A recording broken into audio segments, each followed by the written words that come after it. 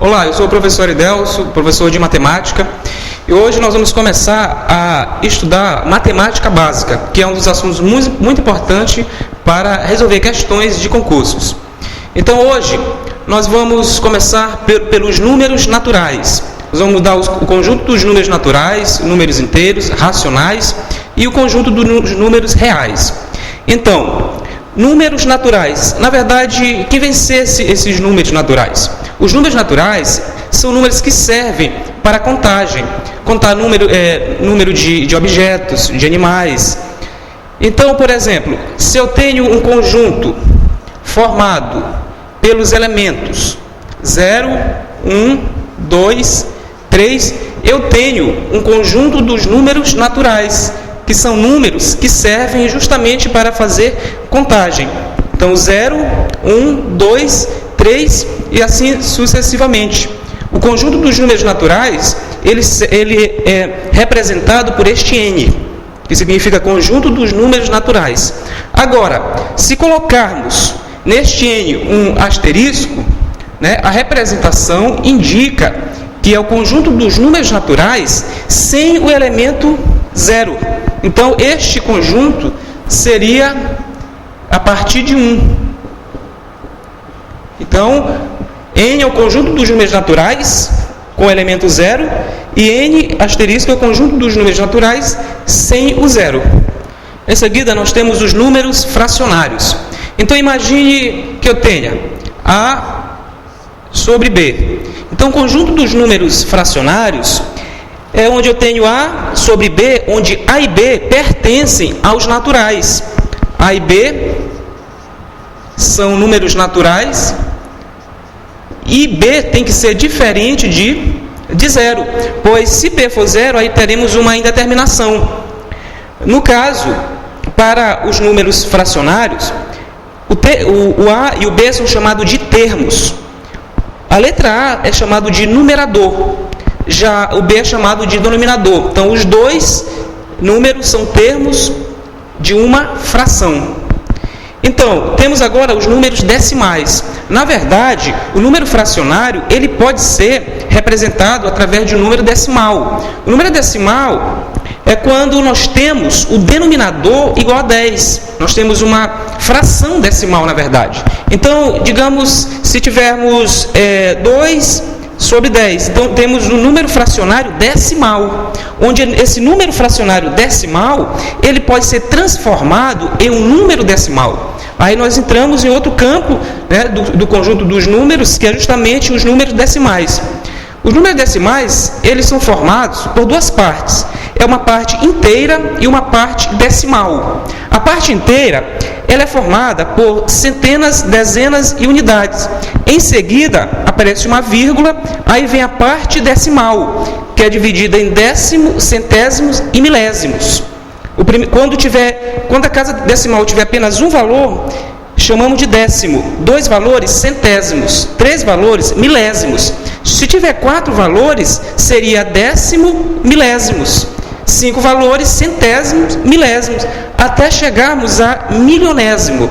Então, por exemplo, se eu tenho o número 2,3, lê-se 2 inteiros e 3 décimos. Lê a parte inteira, em seguida, lê a parte decimal. Então, 2,3 ou 2 décimos. Se eu acrescentasse um 2 aqui, eu teria 2 inteiros e 32 centésimos, porque eu tenho duas casas decimais. Se eu acrescentasse mais uma, eu teria 2 inteiros e 321 milésimos. Agora, quando o meu número decimal ele não tiver a parte inteira, ou seja, quando a parte inteira for 0, basta ler a parte decimal. Por exemplo, 0,2.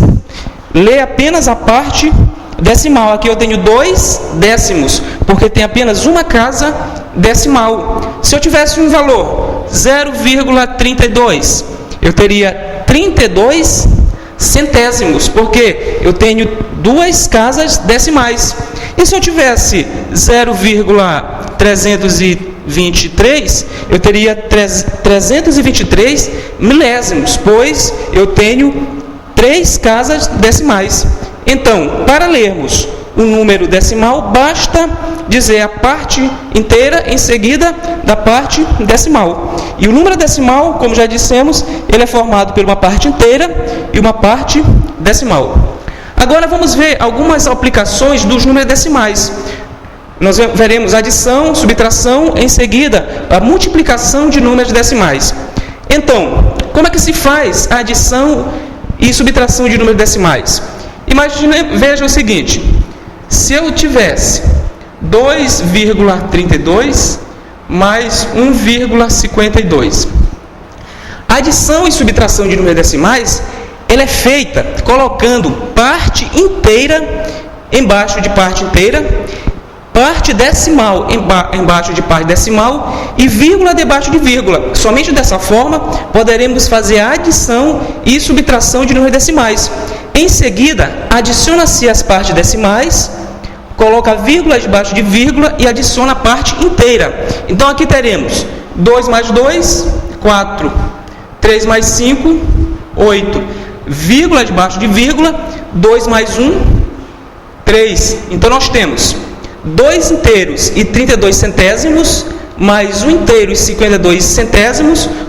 Como resultado, teremos 3 inteiros e 84 centésimos, ou seja, 3,84.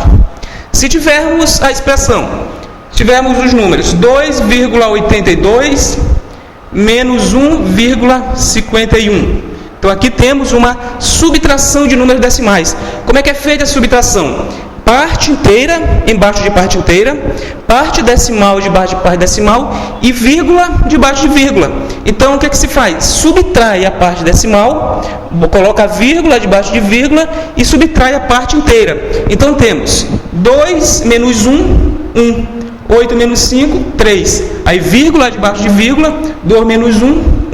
Então nós temos 2 inteiros e 82 centésimos menos 1 inteiro e 51 centésimo. O resultado é 1 inteiro e 31 centésimo. Agora imagine que eu tenha, por exemplo, o valor, eu queira subtrair 9 menos 8,32. Observe que o primeiro termo, ele é um número natural, né? E queremos subtrair de um número decimal, né? Eu acabei de falar que temos que colocar vírgula debaixo de vírgula, parte inteira debaixo de parte inteira e parte decimal embaixo de parte decimal. Só que o 9, aparentemente, ele não tem uma parte decimal, mas nós sabemos que 9 é a mesma coisa de 9,0.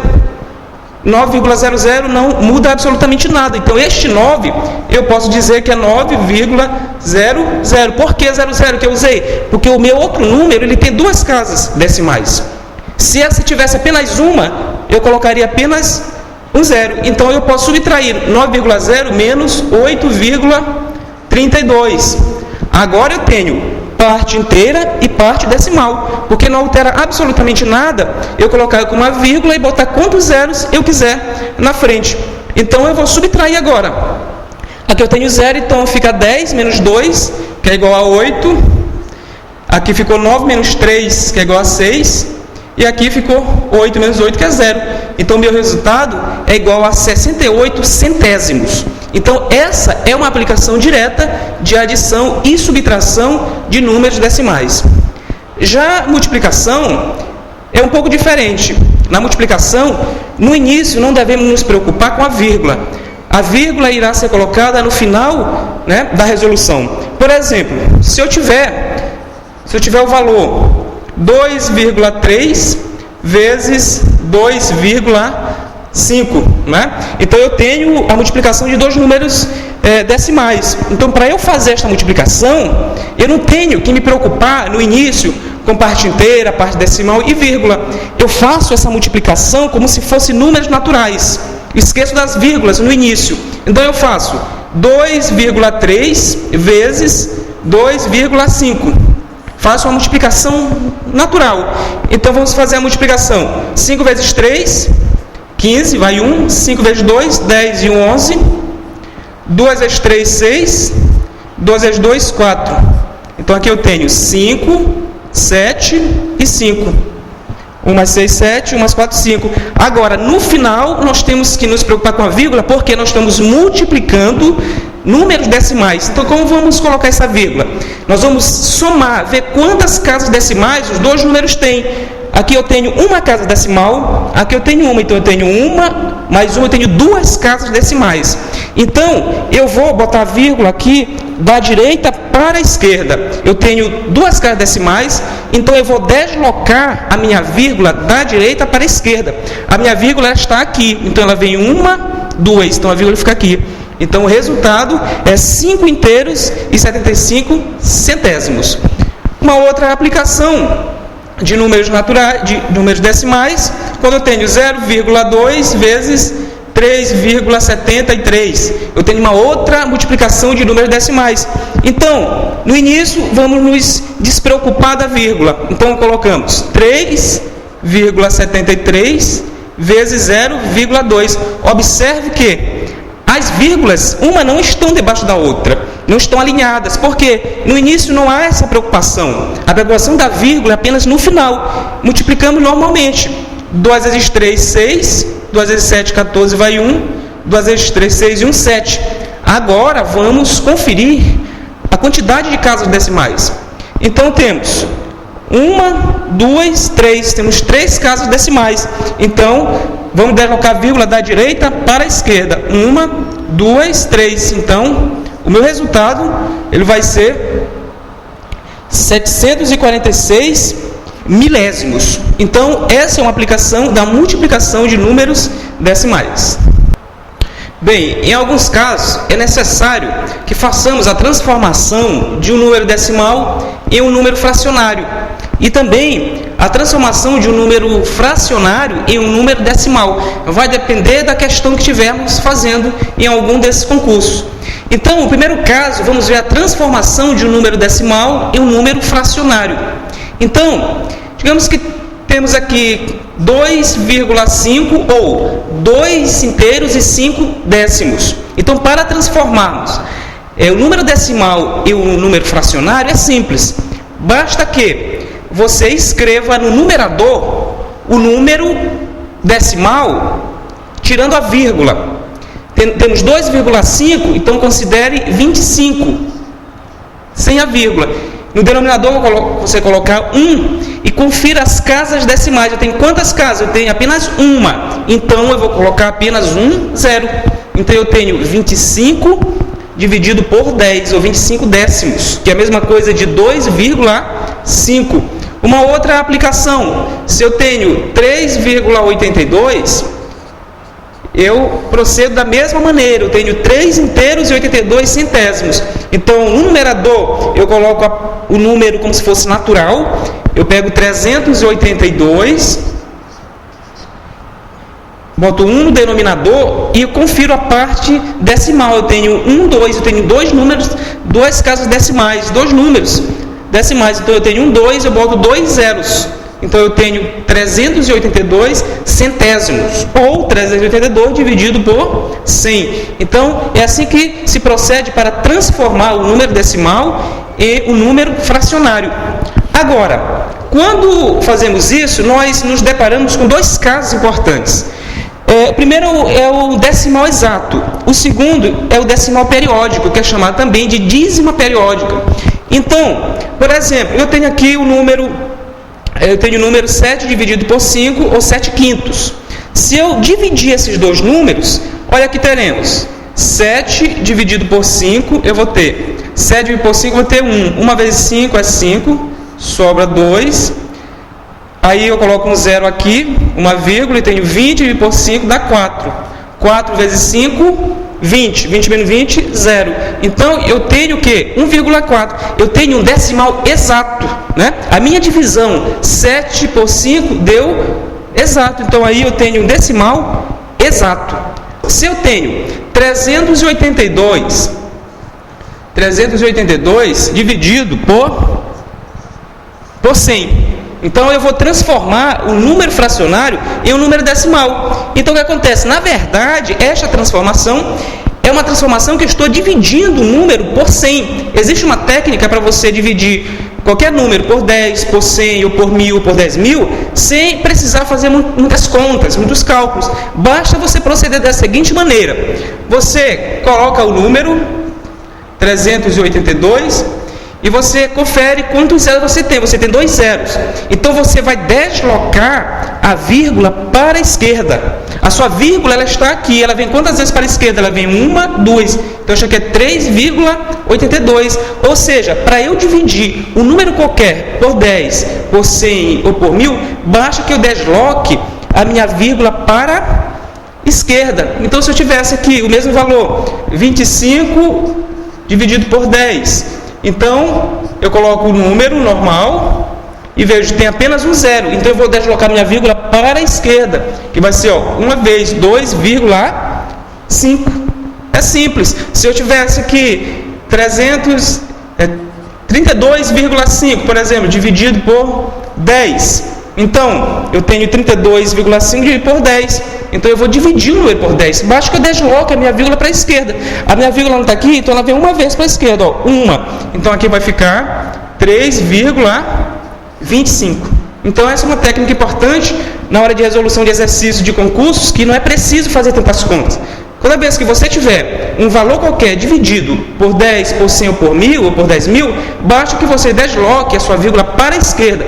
Da mesma maneira, pode ocorrer na multiplicação. Só que na multiplicação você tem que deslocar a vírgula para a direita. Por exemplo, se eu tivesse 2,32 vezes 10, né? Para efetuar esta multiplicação, eu não preciso efetuar tantas contas. Basta que eu desloca a minha vírgula para a direita, de acordo com o número de zeros. Eu tenho 10, eu tenho apenas um zero. Então eu vou deslocar a minha vírgula para a direita apenas uma vez. Então eu tenho aqui, a vírgula está aqui, ela vem uma vez para cá, e fica 23,2. Se eu tivesse 0,37 vezes 10, então, para multiplicar este valor, eu desloco a vírgula uma vez. Ela está aqui, ela vem para cá, uma vez. Então, vai ficar 3,7. Então, essa é a maneira de multiplicarmos ou dividirmos um número qualquer por 10, por 100 ou por 1000, né, de acordo com a quantidade de zeros. Então, falamos da divisão e multiplicação de qualquer número por 10, por 100, por 1000 ou por 10.000. Então, veremos aqui agora algumas aplicações, né, dessa divisão e multiplicação, que são as medidas. Né? Nós temos medida de comprimento, medida de superfície, medida de capacidade, de volume. Né? Então, veremos que essa multiplicação e divisão é uma aplicação direta, né, dessas medidas. Então, a primeira medida que nós vamos ver é a medida de comprimento. Não é? Então, a unidade fundamental da medida de comprimento é o metro. Só que o metro, ele tem os seus múltiplos e tem os seus submúltiplos, não é? E segue, né, a seguinte sequência. Nós temos quilômetro, hectômetro, decâmetro, metro, decímetro, centímetro e milímetro. Toda vez que formos, né, efetuar, fazer exercícios sobre transformação de medida de comprimento, temos que seguir esta sequência, né? É uma sequência aconselhada para podermos chegar ao resultado correto. Então, nós temos quilômetros, hectômetro, decâmetro, metro, decímetro, centímetro e milímetro. Então, como vamos fazer essas transformações? Então, toda vez que você for transformar uma unidade da esquerda para a direita, cada casa que você saltar, que você pular, você tem que multiplicar por 10. Então, para a direita, eu multiplico o meu valor considerado por 10.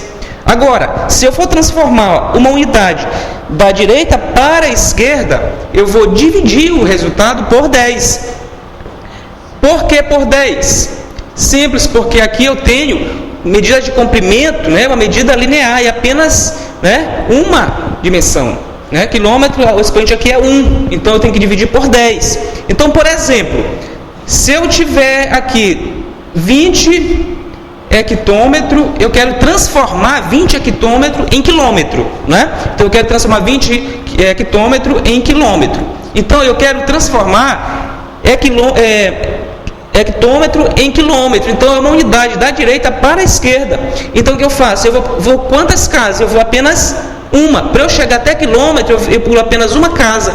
Então, eu tenho que dividir. Eu venho da direita para a esquerda. Eu vou dividir por 10. Então, eu vou pegar 20 dividido por 10. Aí chega justamente a uma divisão de um número qualquer por 10. Isso nós já sabemos, né? Que inclusive nós podemos cortar aqui. Então, nós temos igual a 2 quilômetros.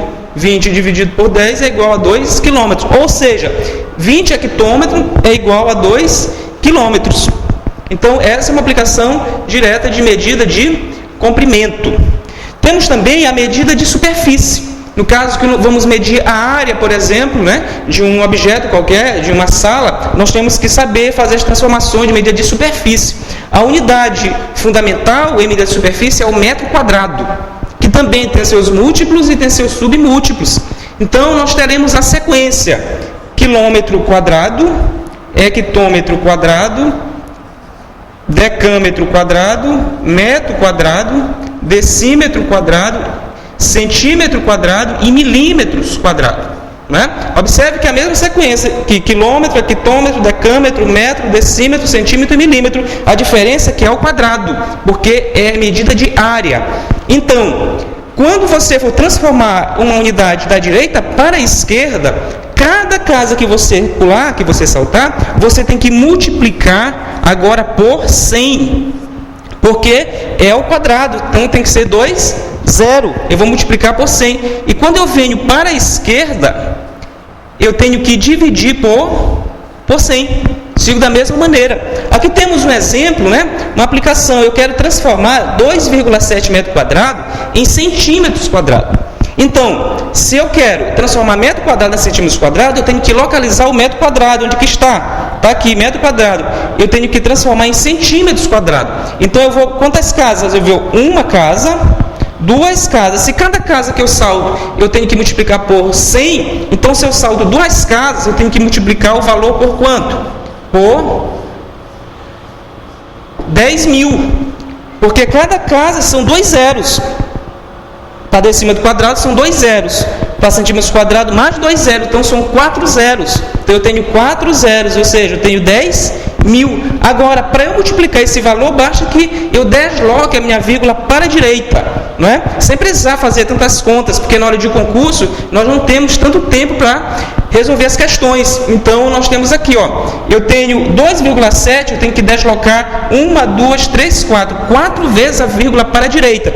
Como ela está aqui, então vamos ficar 1, 2, 3, 4. Ela estava aqui, veio 1, 2, 3, 4. Então, aqui eu vou ter 27.000 centímetros quadrados. Ou seja, 2,7 metros quadrados corresponde a 27.000 centímetros quadrados.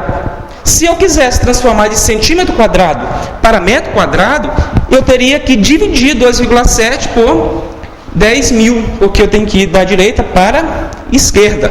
Aqui nós temos uma aplicação de transformação de comprimento. Eu tenho 2,5 quilômetro em hectômetro. Então, a primeira coisa, eu tenho que localizar onde é que está quilômetro. Ele está onde? Ele está aqui. Eu quero transformar em hectômetro. Então, eu vou quantas vezes para a direita? Eu vou apenas uma casa. Ó. Então, eu tenho que multiplicar apenas por 10. Então, eu vou pegar 2,5 vezes 10. Então, eu vou deslocar a minha vírgula apenas uma vez. Então, vai ser igual a 25 hectômetro. Ou seja, 2,5 quilômetro equivale a 25 hectômetros. E aqui também nós temos uma outra aplicação de medida de superfície, transformação de superfície. Eu tenho 7,8 metro quadrado em decímetro quadrado. Então, eu tenho que localizar onde é que está metro quadrado. Onde ele está? Aqui. Para eu para decímetro quadrado, eu vou apenas uma casa para a direita. Ó, uma casa. Então, eu tenho que multiplicar apenas por 100, porque eu vou só uma casa, são 2 zeros. Então, eu vou pegar 7,8 e eu vou multiplicar por 100. Então, eu vou deslocar a minha vírgula 2 vezes para a direita. Então, eu tenho 7,8, a vírgula está aqui, ela vai uma vez. E como não tem mais casas decimais, eu acrescento um zero, porque não vai alterar nada.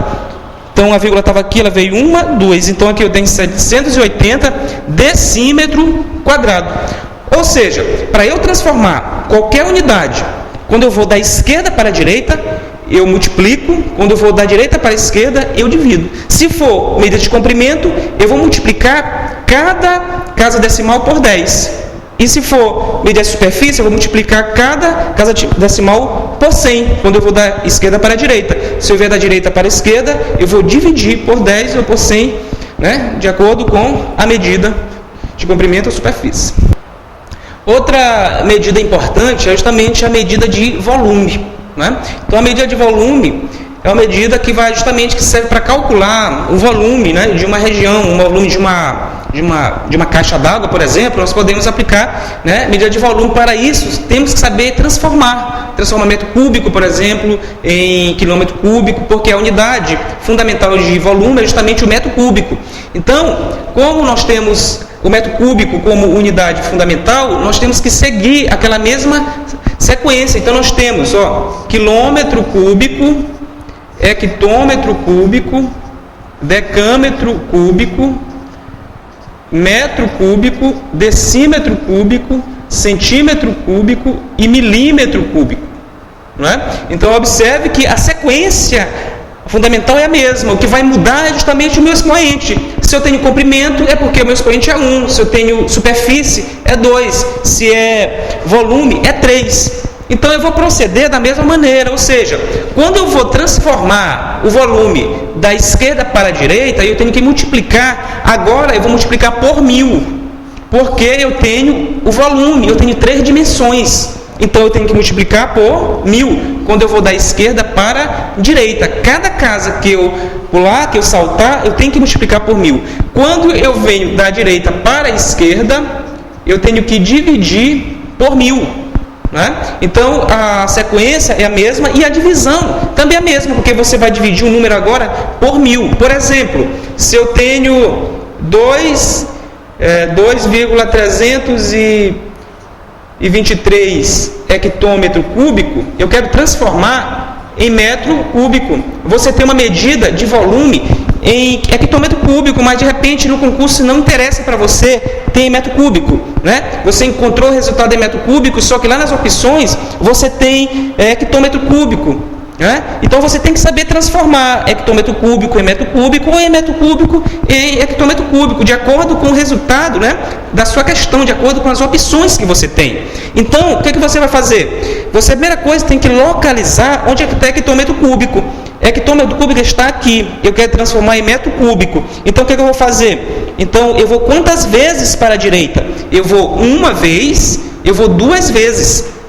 Cada vez que eu vou para a direita, eu multiplico por 1000. Então, eu tenho 1000, então 1 milhão. São 6 zeros, porque na primeira casa eu tenho 3 zeros, na segunda casa eu tenho mais 3 zeros. Então, eu vou pegar o meu valor, 2,323, e multiplicar por 1 milhão. São 6 zeros, porque são 2 casas. Então, aqui basta que eu desloque a minha vírgula para a direita. Eu vou ter quantos zeros? Eu tenho 6 zeros. Então, eu tenho que deslocar 6 vezes a minha vírgula. Então, eu tenho, ela está aqui, ela vem 1, 2, 3. 1, 2, 3. E coloca-se mais 3 zeros, porque ela vem 1, 2, 3, 4, 5, 6. Então, aqui eu vou ter 2 milhões, na verdade, 323 mil metro cúbico.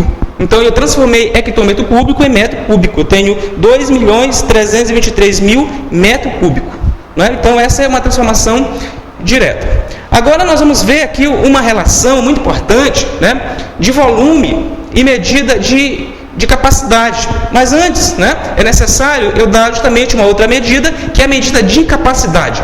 A medida de capacidade, a unidade fundamental é o litro, né? Então, nós temos aqui medida de capacidade. Medida de capacidade é o litro.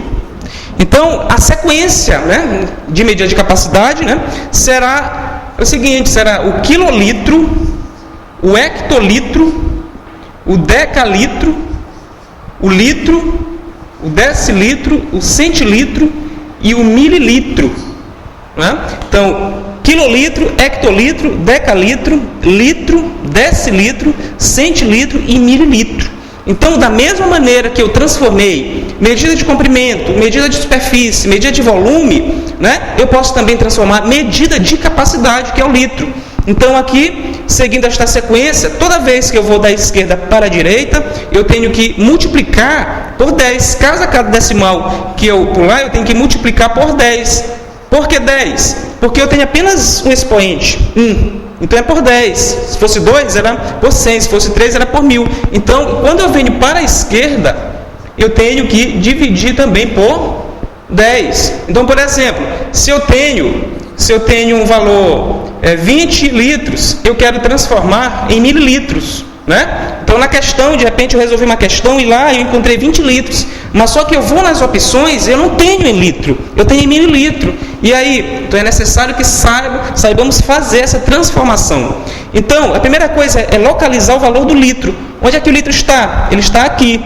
Onde é que o mililitro está? Aqui. Então, eu vou quantas vezes para a direita? Eu vou 1, 2, 3. Se cada vez que eu salto uma casa eu multiplico por 10, então eu vou multiplicar por 10, por 100 e por 1000. Então, eu vou pegar o meu valor, 20 vezes 1000. Então, eu vou ter 20 vezes 1000 é igual a 20 mil mililitros. Ou seja, 20 litros é igual a 20 mil mililitros. Aí eu dou meu resultado em mililitros.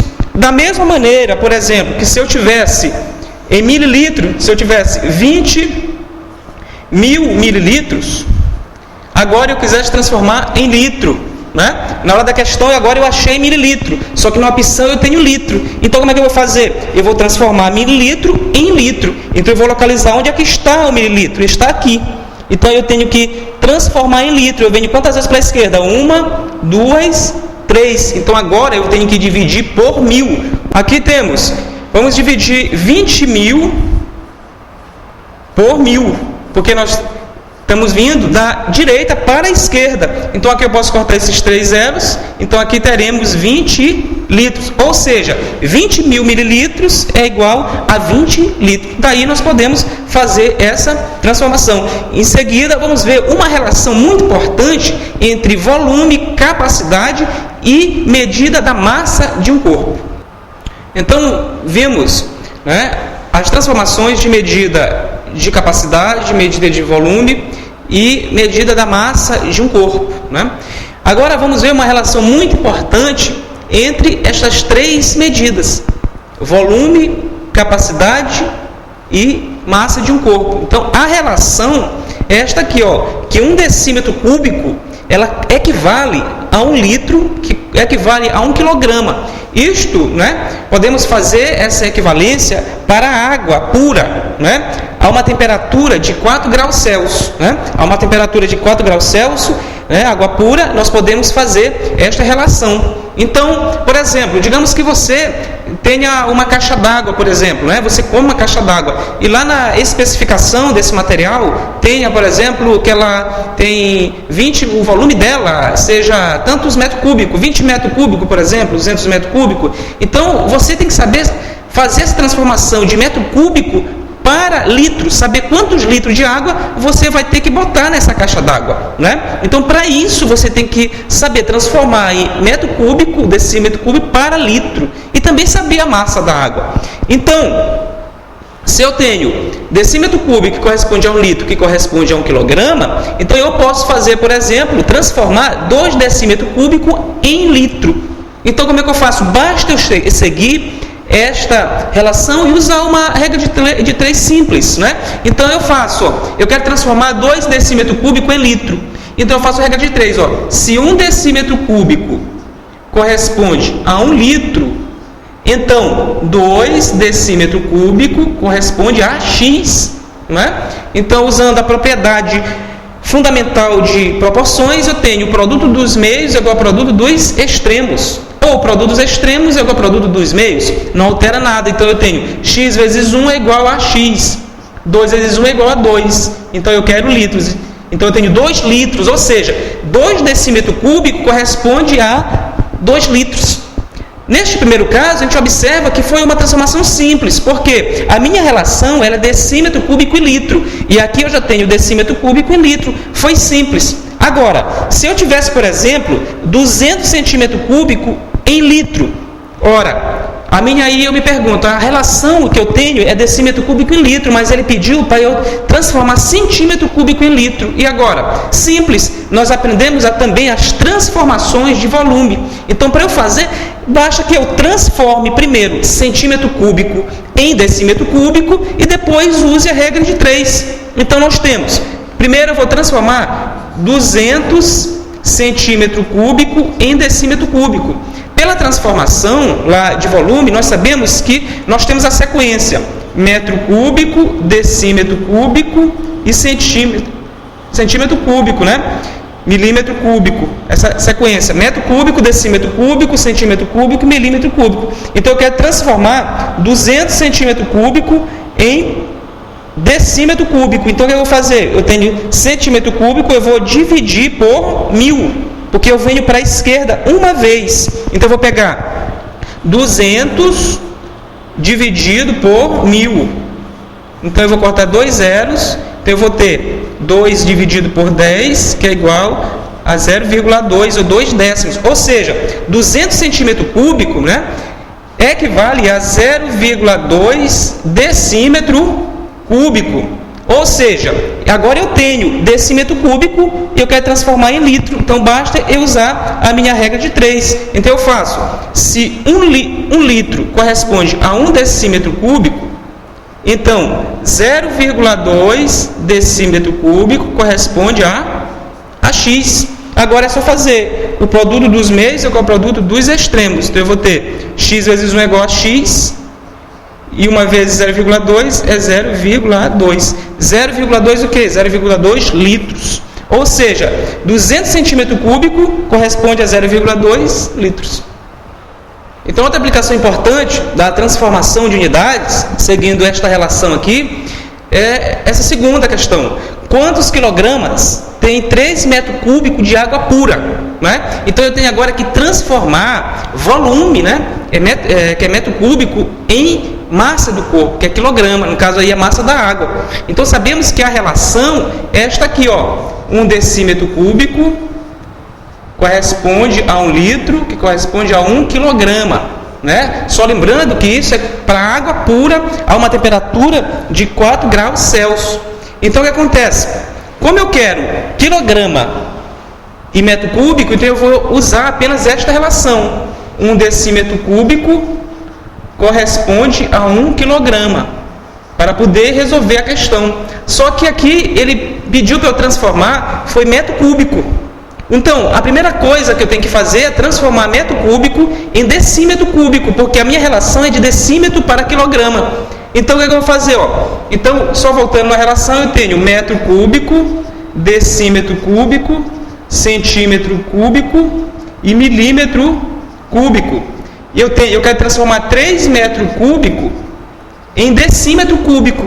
3 metros cúbicos em decímetro cúbico. Quando eu vou da esquerda para a direita, eu tenho que multiplicar por 1000 cada casa que eu deslocar. Então eu vou 3 vezes 1000.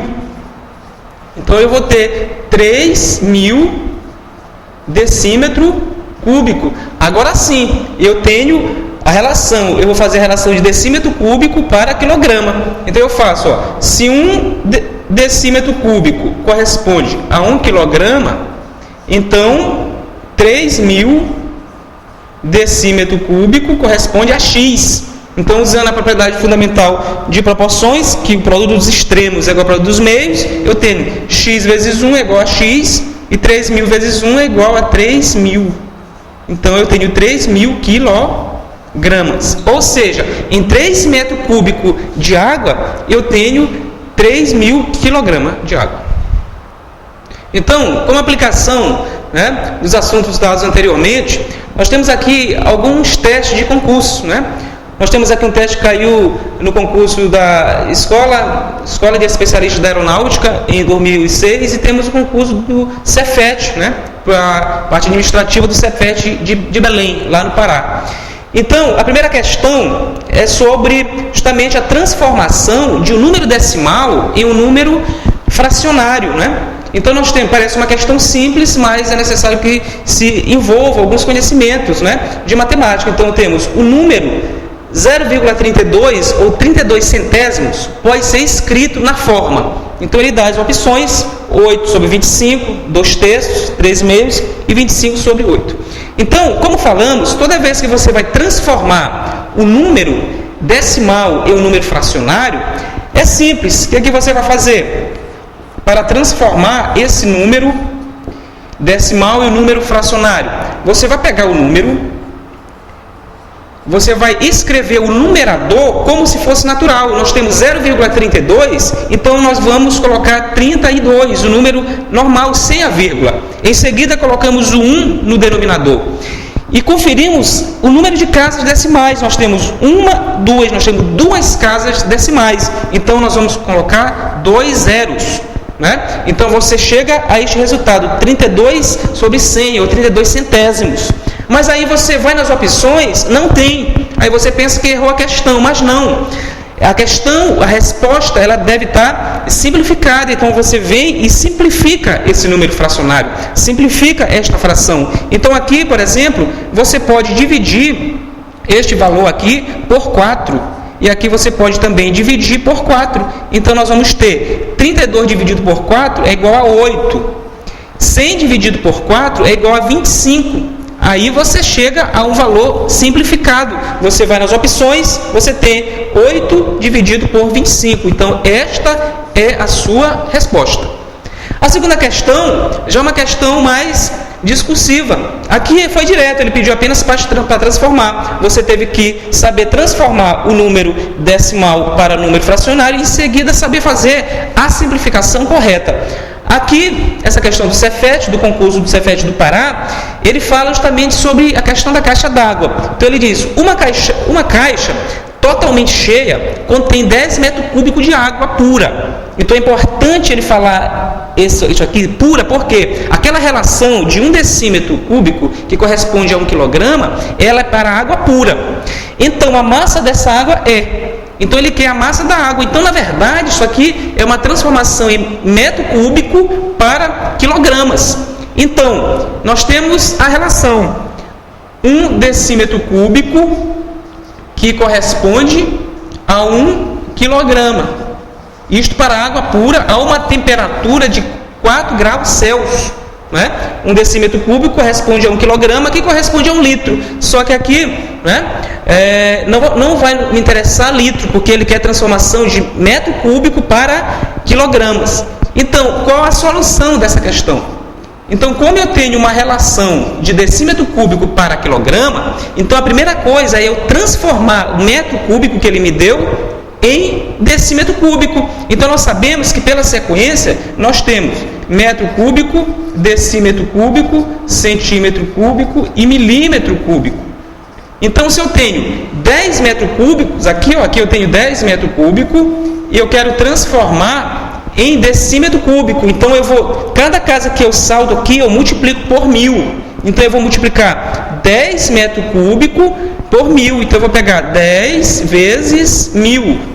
Então, eu vou ter 10.000 decímetro cúbico. Então, agora eu transformei metro cúbico em decímetro cúbico. Agora eu posso aplicar direto esta relação, que diz que se 1 decímetro cúbico corresponde a 1 quilograma, então 10.000 decímetro cúbico corresponde a X. Então, agora basta que eu faça... Aplique a propriedade fundamental das proporções. O produto dos extremos é igual ao produto dos meios. Então, eu faço 1 vezes x é igual a x, 10.000 vezes 1 é igual a 10.000. Então, eu vou ter 10.000 quilogramas. Ou seja, em uma caixa totalmente cheia, né, que contém 10 metros cúbicos de água, existe 10.000 quilogramas de água. Então, a resposta correta é a letra D. Então, continuando com o estudo do conjunto dos números, nós temos aqui o conjunto dos números inteiros. Né? Então, vimos os números naturais, vimos os números fracionários. Agora, o que seria o conjunto dos números inteiros? Então, imagine que eu, por exemplo, eu tivesse um lucro, né, em um determinado negócio, eu dissesse que eu ganhei um lucro, eu tive um lucro de R$20. Então, esse lucro, né, eu posso considerar como um valor positivo. Então, se eu tive um lucro de R$20, eu posso dizer que eu tive mais 20, um valor positivo, eu tenho mais 20. Agora, se eu, de repente, um negócio que eu fiz, eu tive um prejuízo, então esse prejuízo significa que eu perdi uma certa quantidade. Então, digamos que eu perdi R$20, então essa quantidade é representada por menos 20. Então, observe que aqui eu tenho dois números, o número positivo, que representou meu lucro, e o número negativo, que representou meu prejuízo. Então, os números inteiros são os números que é dividido em números inteiros positivos e os números inteiros negativos, e também o zero. Então, aqui eu tenho os inteiros positivos, eu vou ter os números inteiros positivos, que no caso vai ser mais 1, mais 2, mais 3, mais 4, e assim sucessivamente.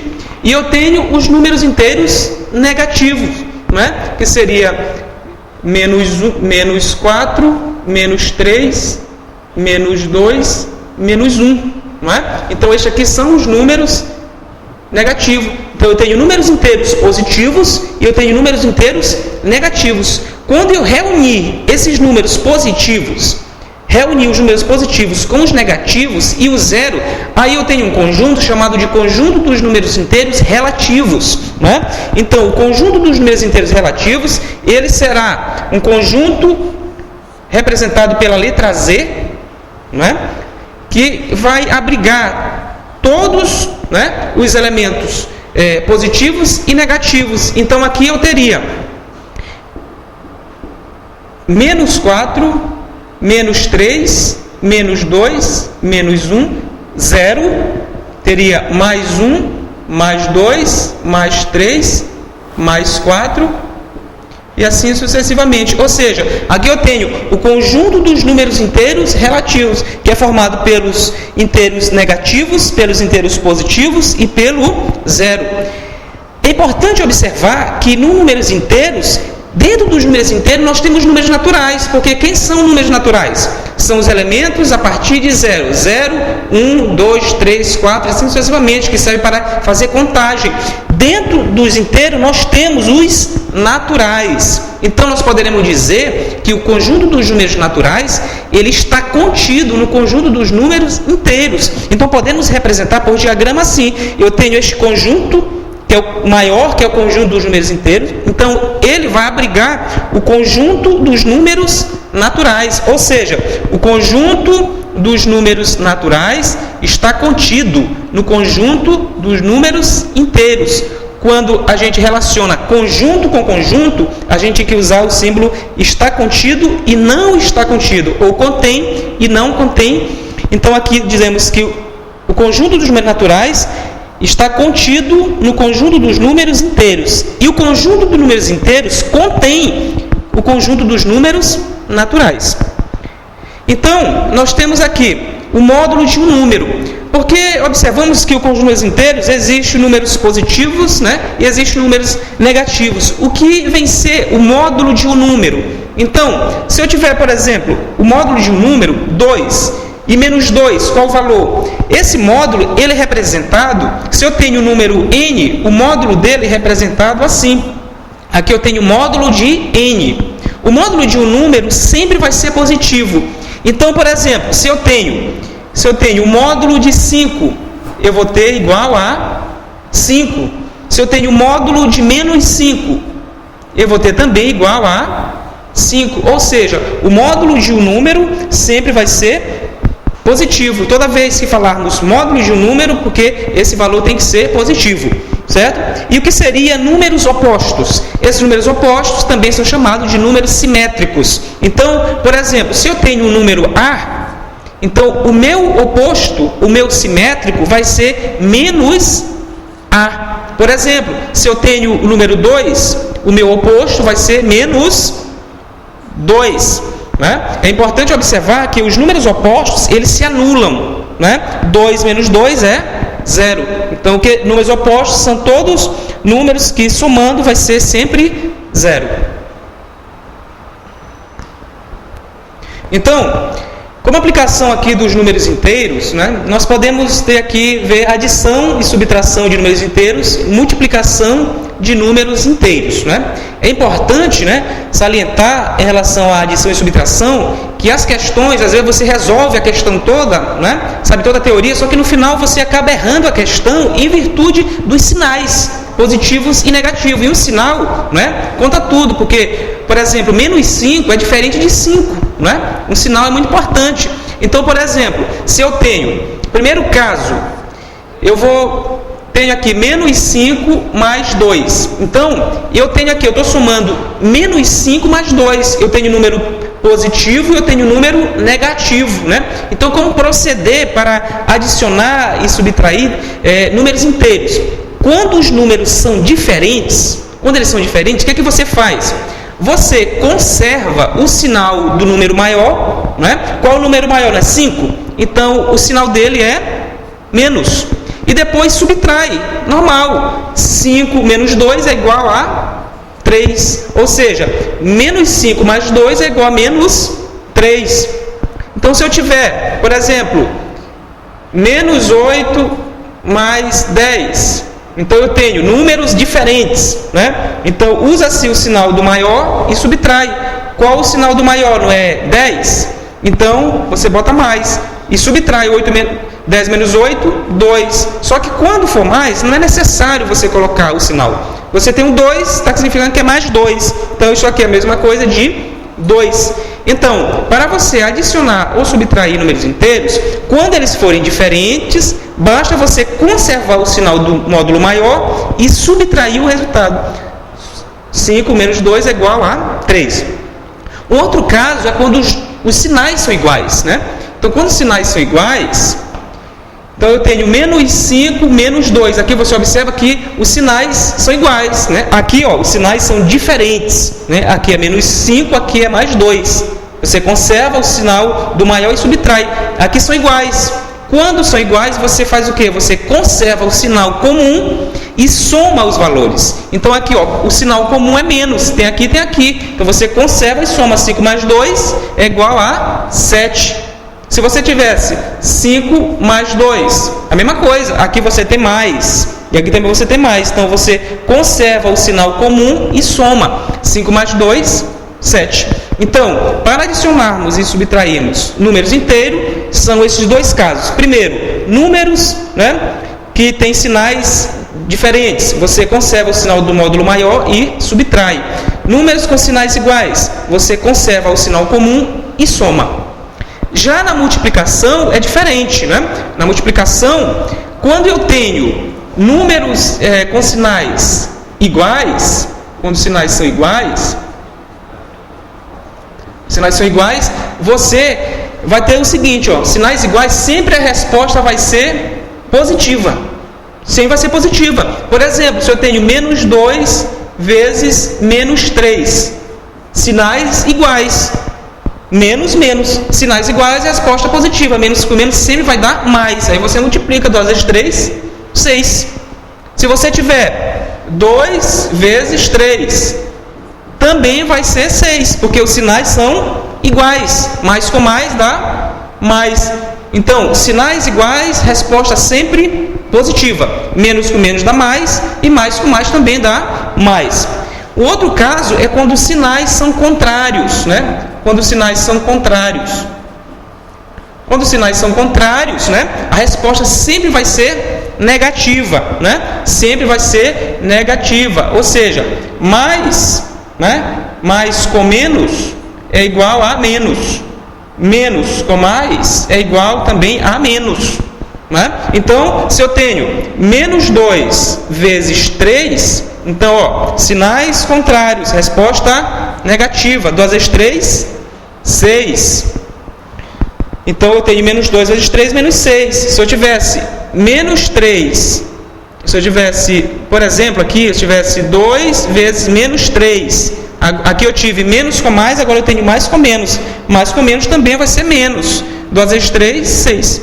Ou seja, para a multiplicação, né, basta que os sinais sejam iguais, né, para que a resposta seja positiva. Se os sinais forem contrários, a resposta vai ser negativa. O mesmo funciona para a divisão, né? Para a divisão, quando os sinais são iguais, resposta positiva. Sinais contrários, resposta negativa. Dando continuidade ao conjunto dos números, nós temos aqui o conjunto dos números racionais, que ele é representado por este Q maiúsculo, né? Então, o que seria o conjunto dos números racionais? Então, o conjunto dos números racionais é representado desta maneira, né? A dividido por B, né?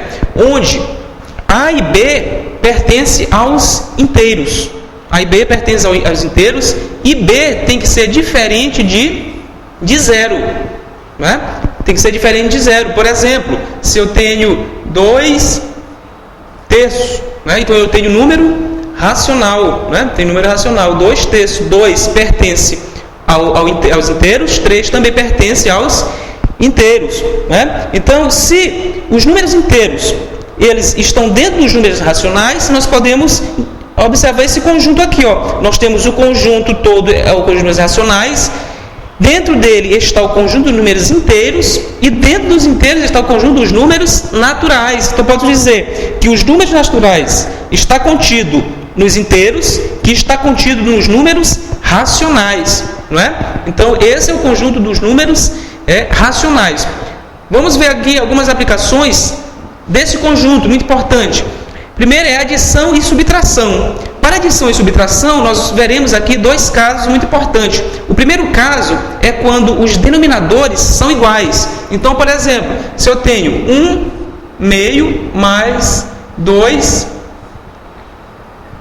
meios, né? Então, aqui eu tenho 2 frações, 2 números racionais, 1 meio mais 2 sobre 2. Então, eu vou adicionar. Então, quando os denominadores são iguais, você conserva o denominador comum, né, que é o 2, e soma os numeradores. Então, aqui você vai somar 1 mais 2, ou seja, você vai ter 3 meios. Então, este é um primeiro caso, né, de adição de números racionais. Caso fosse uma subtração, você conservaria o denominador e subtraía 2 menos 2, seria o mesmo processo.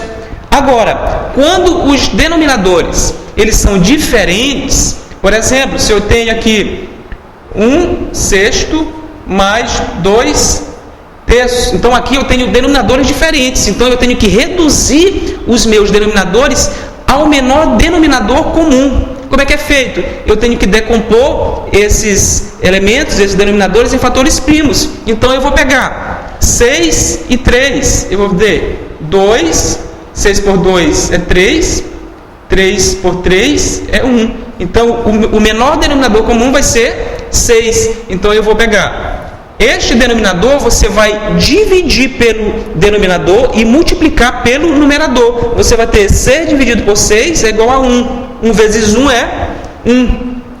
Aqui, 6 dividido por 3 é igual a 2. 2 vezes 2 é igual a 4. Então, daí você tem 1 mais 4, 5. Como resposta, você tem 5 sextos. Então, esses são 2 casos que pode ocorrer em adição e subtração de números racionais. Quando são iguais os denominadores, você conserva, soma ou subtrai.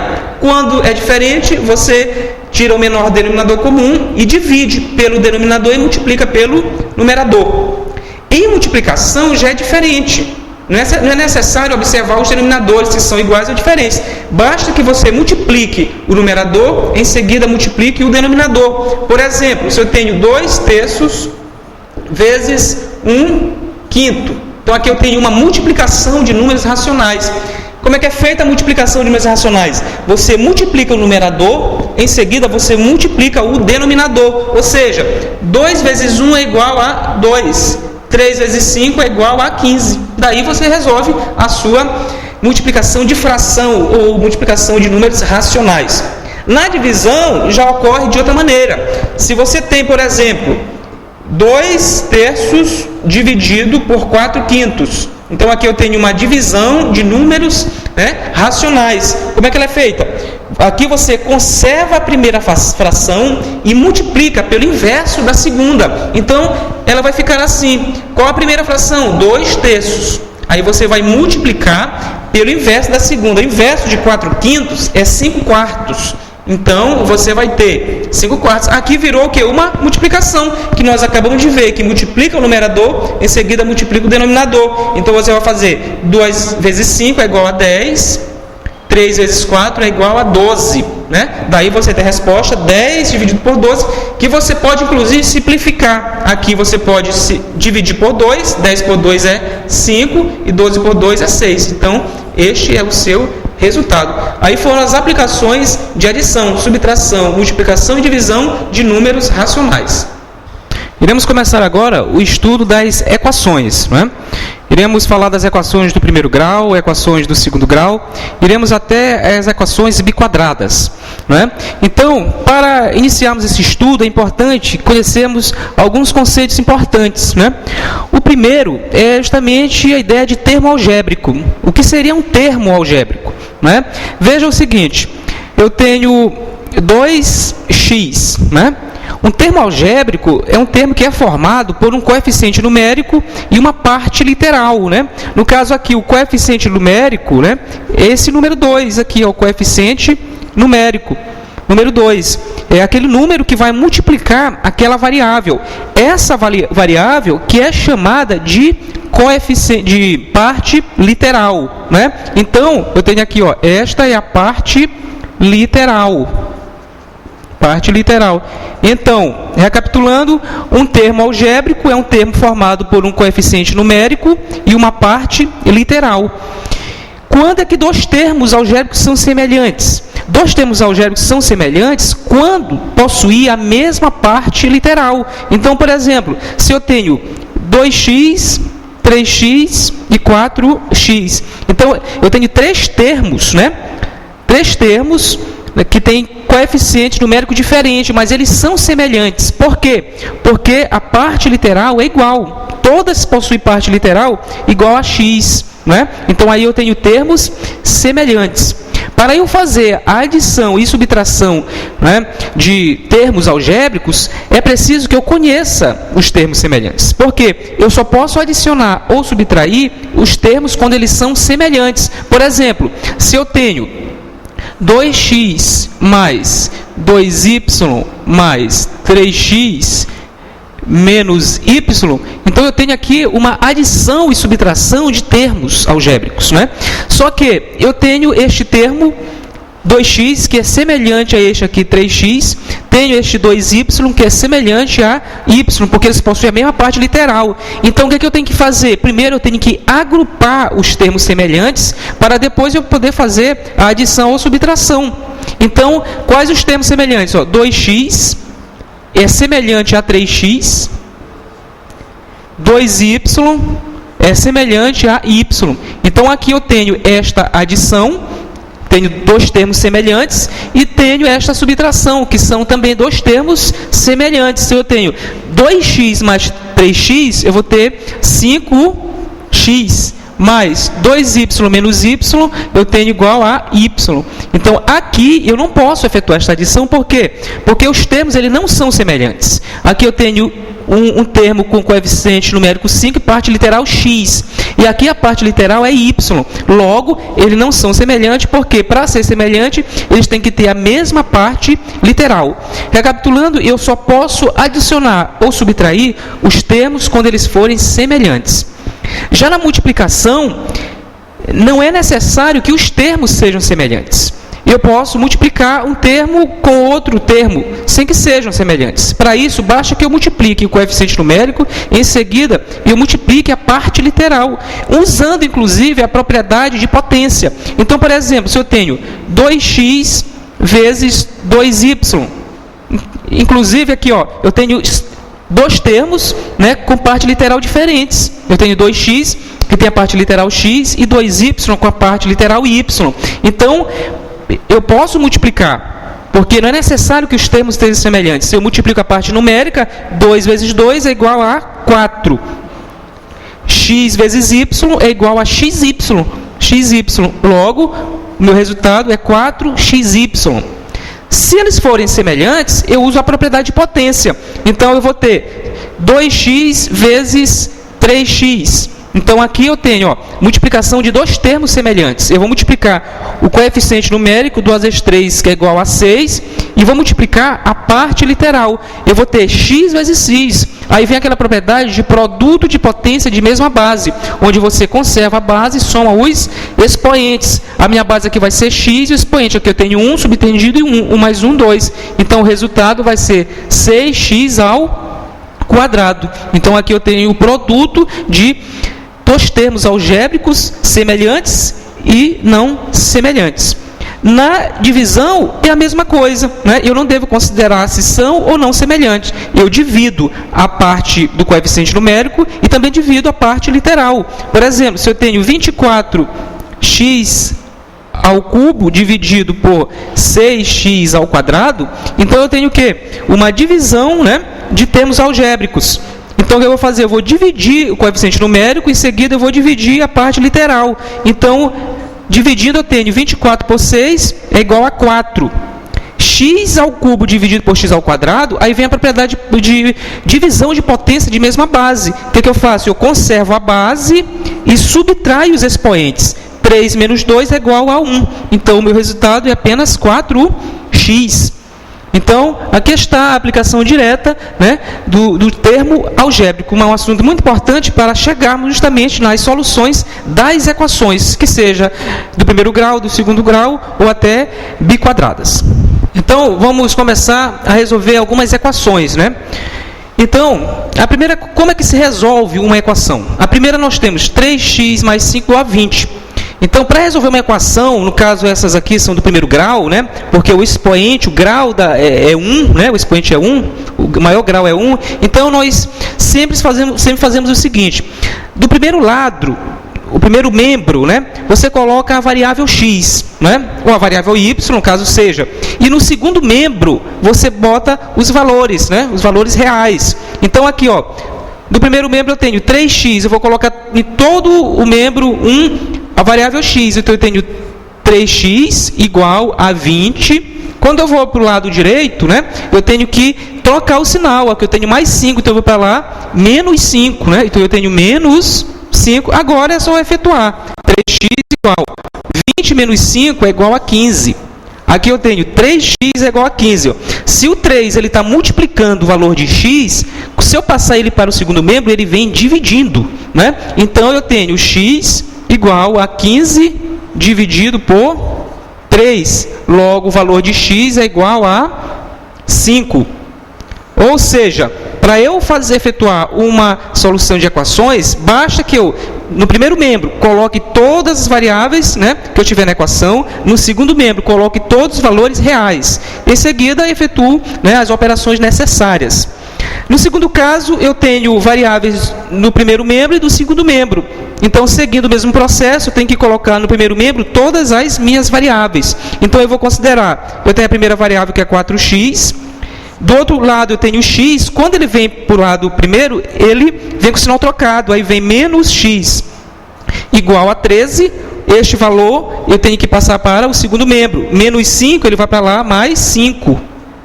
Então, agora eu faço 4x menos x, subtração de termos semelhantes. 4 menos 1 é igual a 3, então vai ficar 3x. 4x menos x é igual a 3x, igual a 13 mais 5. 13 mais 5 é igual a 18. Logo, o meu x vai ser igual a 18 dividido por 3, porque o 3 está multiplicando aqui, aqui ele vem dividindo.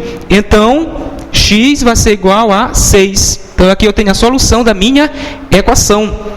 No terceiro caso aqui, eu já tenho uma equação onde eu tenho que preparar essa equação para poder resolver, porque eu tenho essa equação em forma, né, de uma proporção. Aí eu tenho que usar, né, a propriedade fundamental das proporções, que diz que o produto dos extremos é igual ao produto dos meios, ou o produto dos meios é igual ao produto dos extremos. Então eu faço 3x vezes 5 é igual a 4 vezes 1.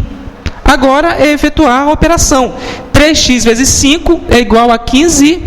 x, que é igual a 4. 4 vezes 1 é 4. Logo, x vai ser igual a 4 dividido por 15. Então, esta é a solução da minha equação. Em seguida, eu tenho uma mais complexa, onde eu tenho que aplicar a propriedade distributiva, né, em relação à adição, para poder preparar a minha equação e fazer, né, a adição ou subtração de termos semelhantes. Então, aqui eu tenho 5x, aqui eu tenho 2 vezes esse valor todo, tem que aplicar a propriedade distributiva. Esse 2 ele vai multiplicar tanto o 3x quanto o 2, usando, logicamente, aquelas regras, né, de produto, divisão, adição e subtração de números inteiros. Então, aqui eu tenho, aqui menos com mais vai ser menos, 2 vezes 3x é 6x, menos com mais dá menos, 2 vezes 2 é igual a 4. Pronto, aqui apliquei a propriedade distributiva. Ó, aqui tem mais, subtendido, então menos com mais é menos, 2 vezes 3x é 6x, menos com mais é menos, 2 vezes 2 é 4. Aqui, da mesma maneira, 1, eu tenho novamente a propriedade distributiva. Eu vou multiplicar esse 2 por toda essa expressão. Então, eu tenho menos com mais é menos, 2 vezes 4x é 8x, menos com mais é menos, 2 vezes 3 é igual a 6. Agora, basta eu agrupar os termos semelhantes, né?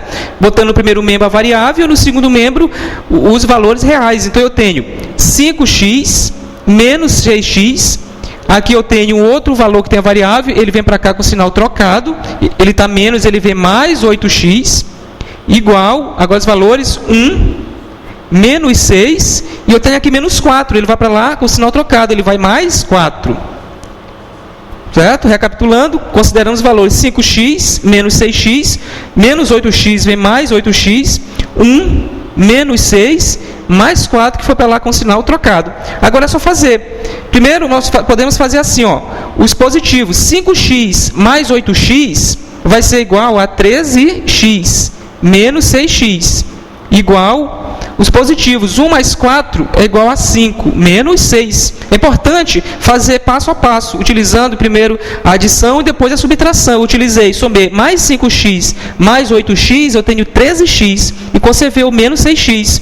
Aqui eu somei mais 1 mais 4 é igual a 5, e conservei o menos 6. Agora eu vou efetuar a subtração. Então, eu tenho 13x menos x, eu vou ter aqui 7x, ó, subtração, usa-se o sinal do módulo maior e subtrai 13 menos 6 é igual a 7, x igual a 5 menos 6, ó, usa-se o sinal do módulo maior e subtrai, é menos 6 menos 5 é igual a 1, 5 menos 6 é igual a menos 1, logo x vai ser igual a menos 1 sobre 7, essa é a resposta.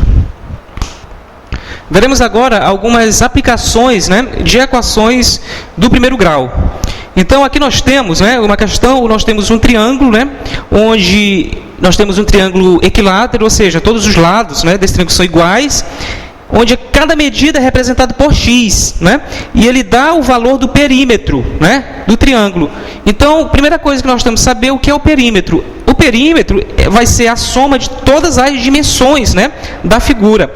Então, no caso, o perímetro aqui vai ser quem? Vai ser x mais x mais x. Então, eu somei todas as dimensões que é igual ao perímetro. Então, é igual a 15. Pronto. É uma aplicação simples, né, de uma equação do primeiro grau. Eu tenho, né, eu tenho uma figura plana, dela eu extraio uma equação para encontrar a medida, né, da dimensão da figura. Então, eu tenho x mais x mais x, eu tenho 3x, que é igual a 15. Logo, x vai ser igual a 15 dividido por 3. Logo, x vai ser igual a 5. Pronto. Daí, eu calculo, né, a medida do lado do triângulo. Então, o lado do triângulo vai ser igual a x, que vai ser igual a 5 centímetros. Então, uma aplicação direta, né, de equações aplicando justamente em triângulos. Aqui eu tenho uma outra aplicação que já é de um retângulo, né? Então, nós sabemos que esta medida é igual a esta e esta é igual a esta. Aqui também ele deu o perímetro, né, na questão. Eu quero o valor, né, de cada medida, cada lado do retângulo. Para isso, né, eu preciso saber o que é o perímetro. Perímetro, como já falei, é a soma de todos os lados, né, todas as dimensões. Então, basta eu somar. Eu vou somar x mais 3x mais 3x. pois esses valores são os lados do retângulo. A soma desses lados vai me dar o perímetro, só que o perímetro eu conheço, o perímetro é igual a 32 centímetros. Então, isso aqui eu igualo a 32.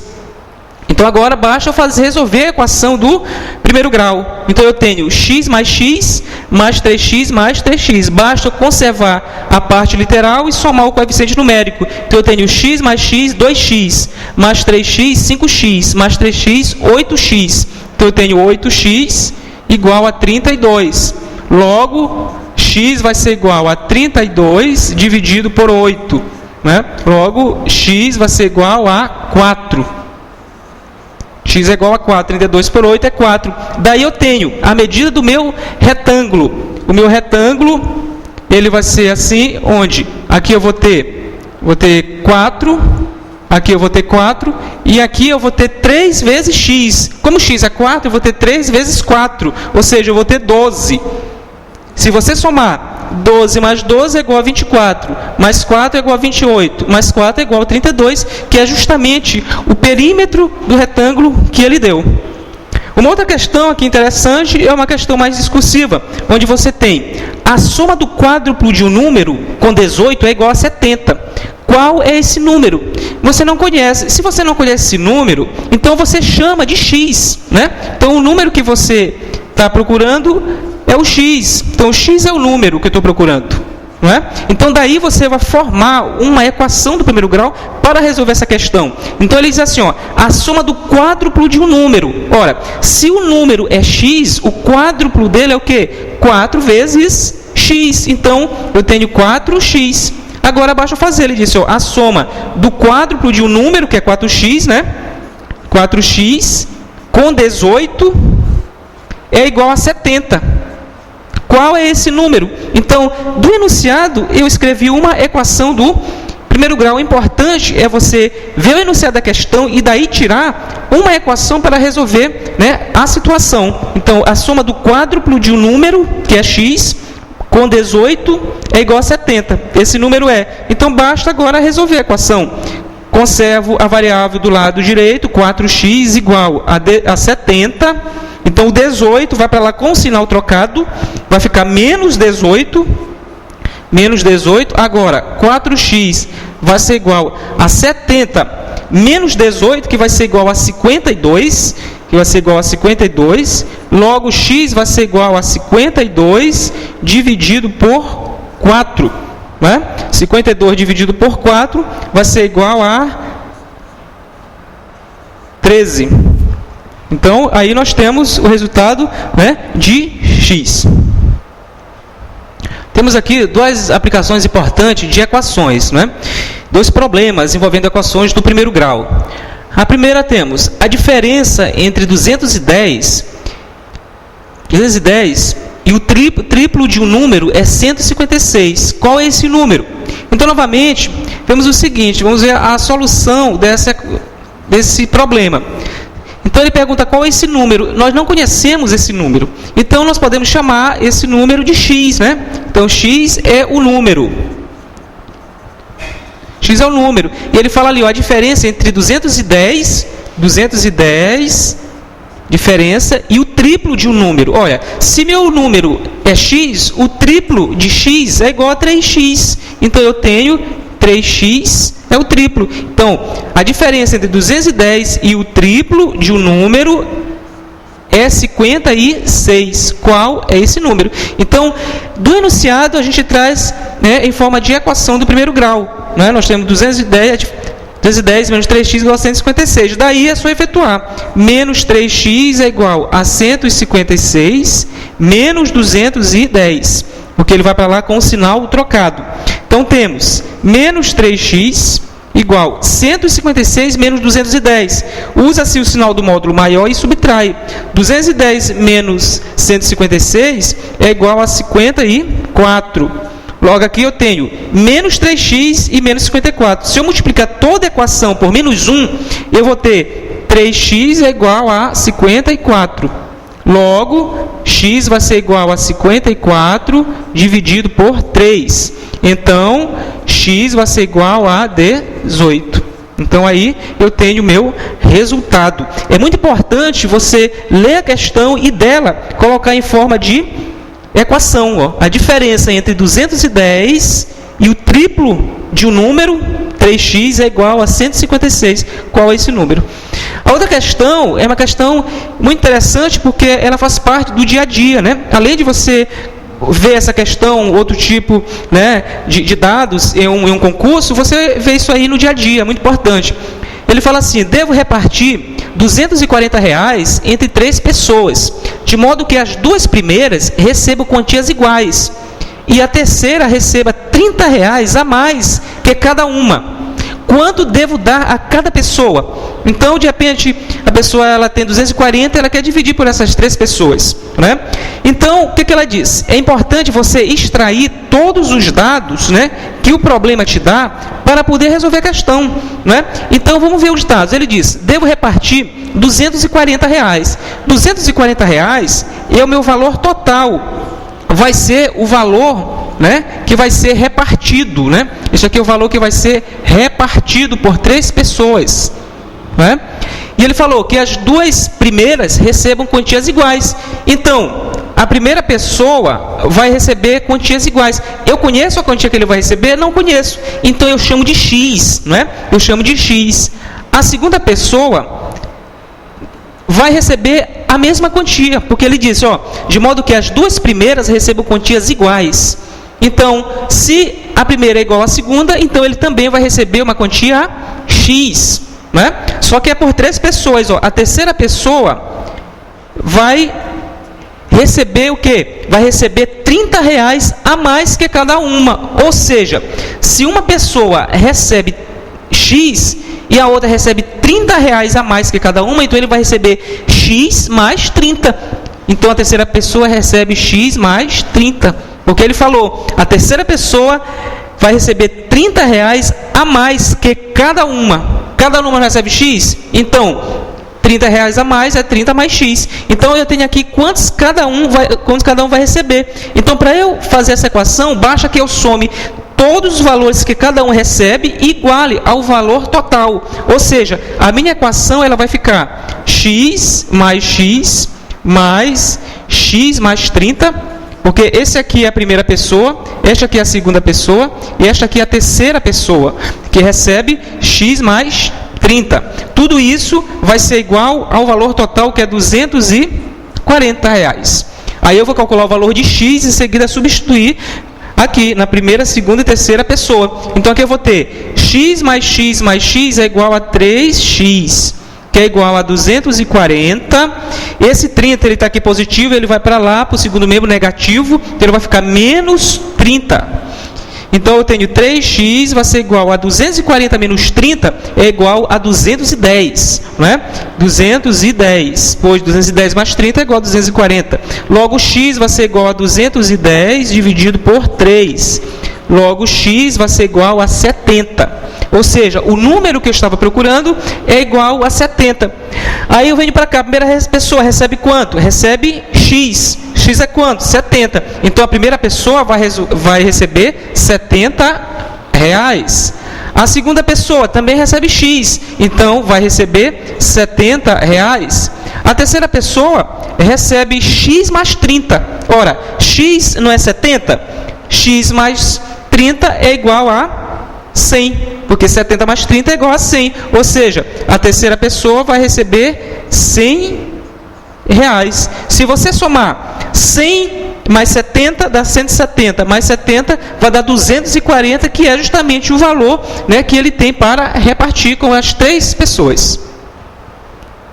Veremos agora como é que é feita a solução de sistema de equações. Até agora vimos a solução de uma equação, né, a uma variável, né?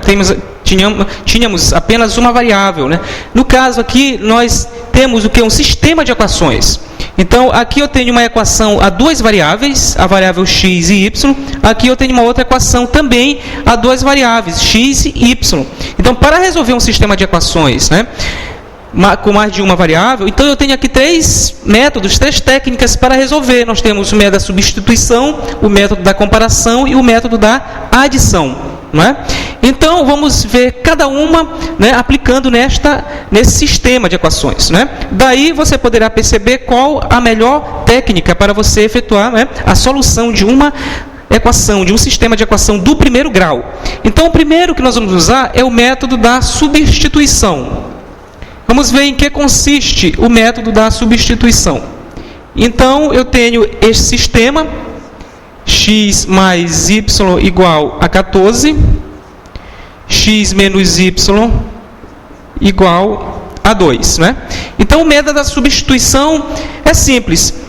Como ele fala, substituição significa o quê? Que você vai pegar a primeira equação ou segunda, né? Isolar um valor, que pode ser o x ou o y, e substituir na primeira ou na segunda. Por exemplo, aqui, se eu considerar a primeira equação, então eu vou nela isolar o valor de x, né? Então eu tenho x, eu vou considerar isso aqui como a primeira equação, eu vou considerar isso aqui como a segunda equação. Então, eu tenho x mais y igual a 14. Então, aqui eu vou isolar o valor de x. Então, eu vou ter, x vai ser igual a 14 menos y. Né? Então, eu tenho, da primeira equação, eu tenho x igual a 14 menos y. Agora, eu vou substituir a primeira equação na segunda equação. Vou substituir a primeira na segunda. A minha segunda é quem? É x menos y igual a 2. Então, eu vou substituir. Quem é o valor de x? O valor de x é 14 menos y. Então, onde tem x, eu boto 14 menos y. Menos y igual a 2. Observe que esse 14 menos y é o valor de x. E este menos y é o valor da equação. Então, eu tenho 14 menos y, eu tenho menos 2y. Que é igual a 2. Logo, menos 2y vai ser igual a 2 menos 14. Logo, menos 2y vai ser igual... 2 menos 14 vai ser igual a menos 12. Se eu multiplicar toda essa equação por menos 1, eu vou ter 2y igual a 12. Logo, y vai ser igual a 12 dividido por 2, que é igual a 6. Daí eu encontro o valor de y na equação. Agora, para eu encontrar o valor de x, basta que eu substitua na minha primeira equação, porque ele diz que x é igual a 14 menos y. Então, eu vou substituir. X vai ser igual a 14 menos y. Mas quem é y? É igual a 6. Logo, x vai ser igual a 14 menos 6 é igual a 8. Daí eu tenho a minha solução, que vai ser 8 e 6. Então, esse é o método da substituição para resolver um sistema de equações do primeiro grau. Em seguida, vamos ver o método da comparação, resolvendo o mesmo sistema, que vai dar justamente o mesmo resultado, 8 e 6. Agora, vamos resolver o mesmo sistema pelo outro método, o método da comparação, né?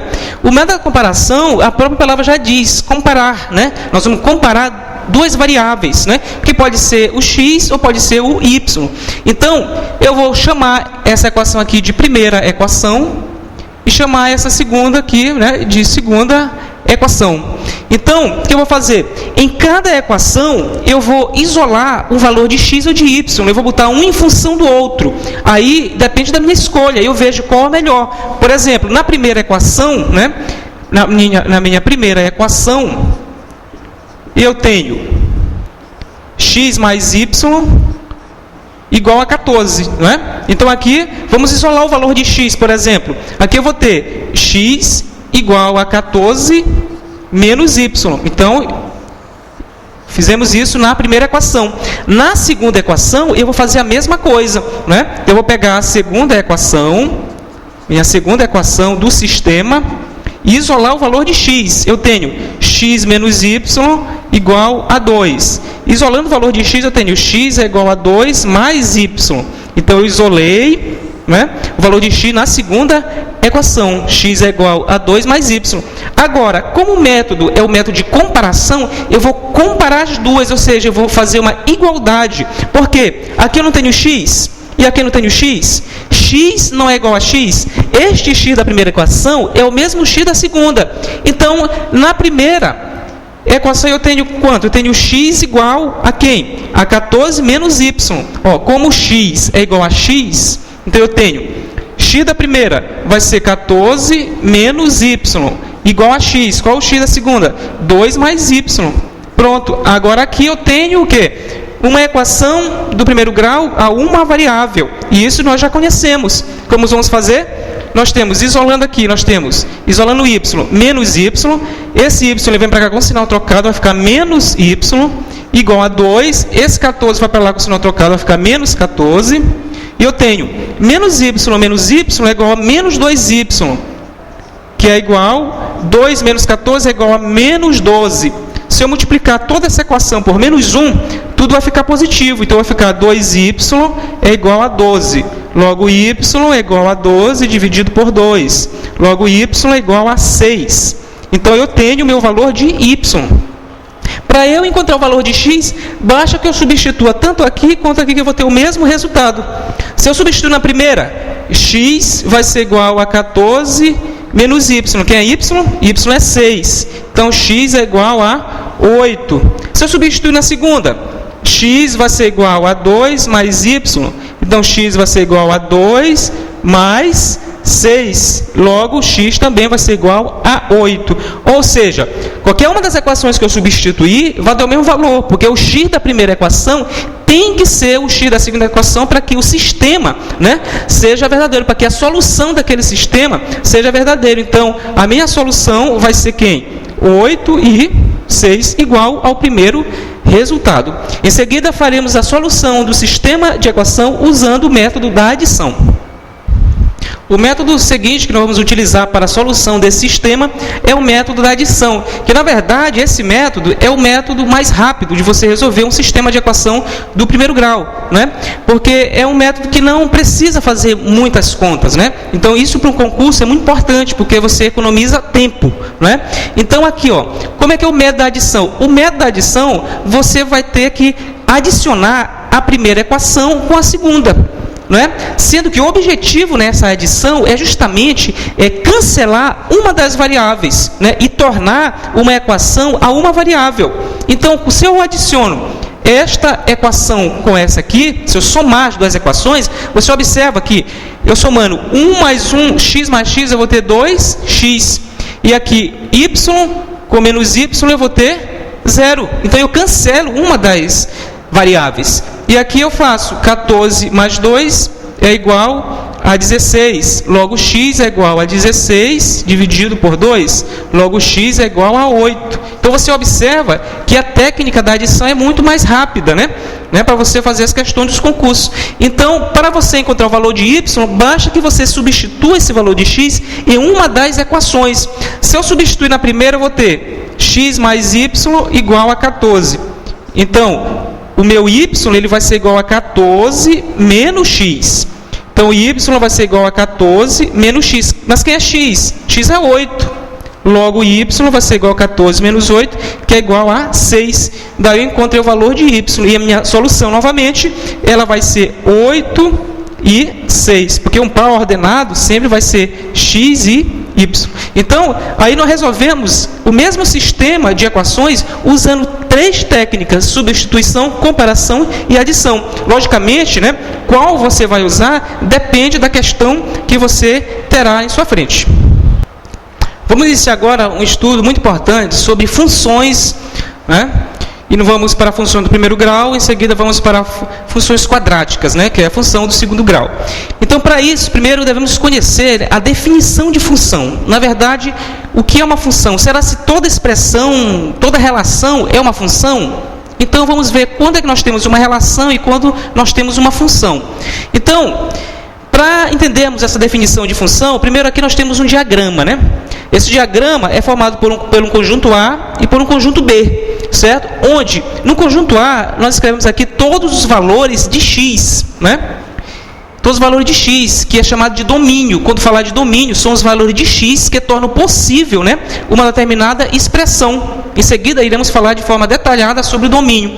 E no conjunto B, nós temos os valores de y, que é justamente o contradomínio, O contradomínio. Nele, no contradomínio está contido um outro conjunto que é a imagem. né, da função. Então, nós temos aqui, quando o valor de x for 1, o de y é 2. Quando o valor de x for 2, o valor de y é 4. Quando o valor de x for 3, o valor de y é 6. Então, você observa que para todo valor de x, eu tenho um único valor de y, não é? Então, eu tenho um 1 está associado apenas a um número, que é o 2. O 2 está associado a apenas um número, que é o 4. O 3 está associado a apenas um número, que é o 6. Então, isso é função. Função é quando, para todo valor de x, existe um único valor de y. Por exemplo, se eu tivesse, por exemplo, um valor de x associado a dois valores de y, né, eu não teria uma função. Por exemplo, se aqui eu tivesse isso aqui, por exemplo, eu não teria uma função, porque eu teria um valor de x associado a dois valores de y, e não pode. Então, aqui eu não teria uma função, porque a definição diz que para todo valor de x existe um único valor de y. E outra coisa, se eu tivesse um elemento aqui, por exemplo, o 6, que ele não estivesse associado a outro valor de x, de y, quer dizer, não seria função. Por quê? Porque a definição fala, repetindo, que para todo valor de x existe um único valor de y. Aqui eu teria um valor que não estaria associado a nenhuma imagem. Então, também não seria função. Ou seja, para ser função, tem que existir isso aqui. Ou seja, para cada valor de x, eu tenho um único valor de y. Então, nós podemos ver isso no gráfico, né? Aqui é representado por diagrama, e aqui eu tenho um gráfico. Eu tenho o gráfico, né, do eixo x e o eixo y, eixo das abscissas e eixo das ordenadas. Então, aqui você observa, quando eu tenho o x igual a 1, o y vai ser 2. Quando eu tenho o x igual a 2, o y vai ser 4. Quando eu tenho o x igual a 3, o y vai ser 6. Então, aqui eu tenho vários pontos. O gráfico dessa função vai ser o quê? Um conjunto de pontos, porque para cada valor de x, eu vou ter sempre um y. Se eu traçar retas paralelas ao eixo y, eu sempre vou tocar em apenas um ponto. Não é? Se eu traçar retas paralelas ao eixo y, sempre eu vou tocar em apenas um ponto. Isso aí serve para você verificar se o gráfico que ele deu é uma função. Se você traçar retas paralelas ao eixo y, em cada ponto, né?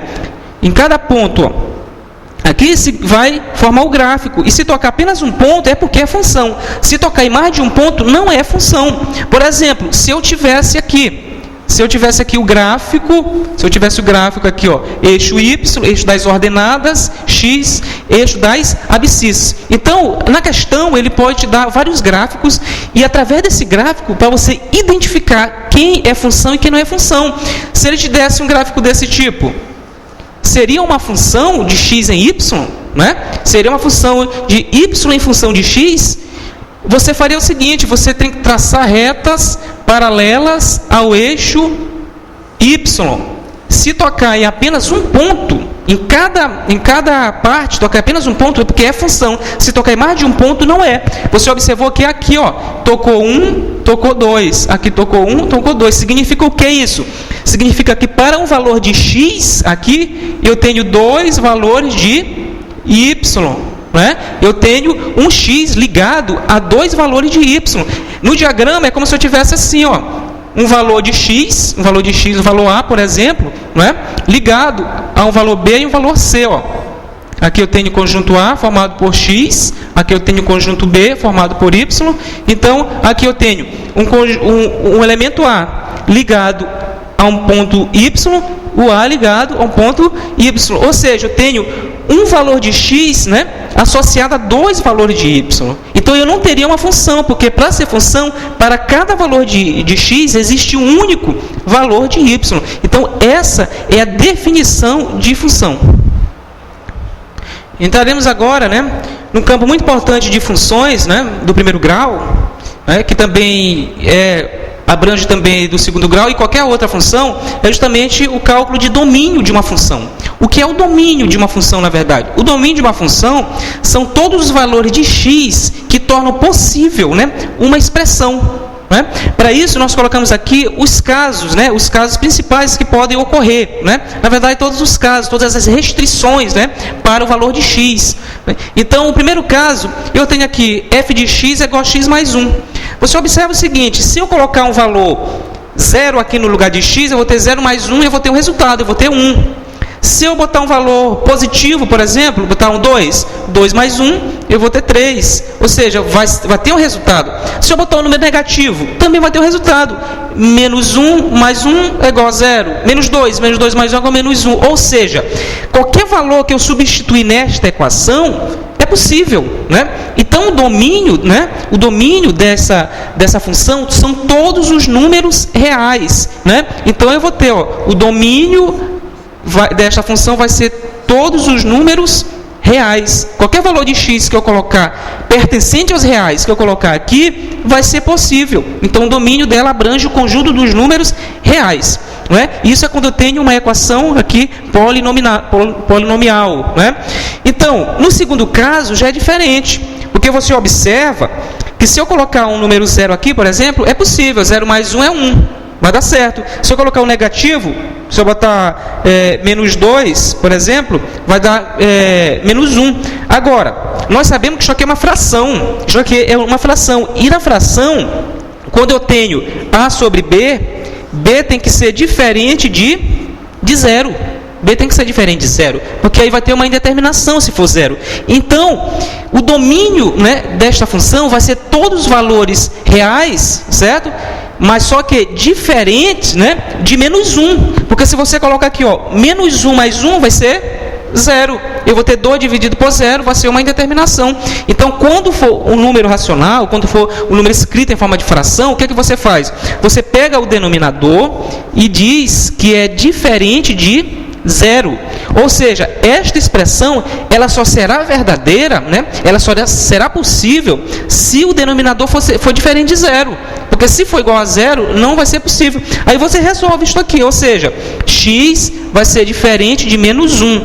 Então, o domínio da minha função vai ser o quê? O domínio vai ser x pertencente aos reais, tal que x tem que ser diferente de menos 1. Então, esse é o domínio. Ou seja, aqui eu posso botar todos os valores reais, só não o número menos 1, porque menos 1 mais 1 é igual a 0. E aí, a função não vai ser possível de resolver. Então, este é o domínio para um caso de funções escritas em forma, né, fracionária.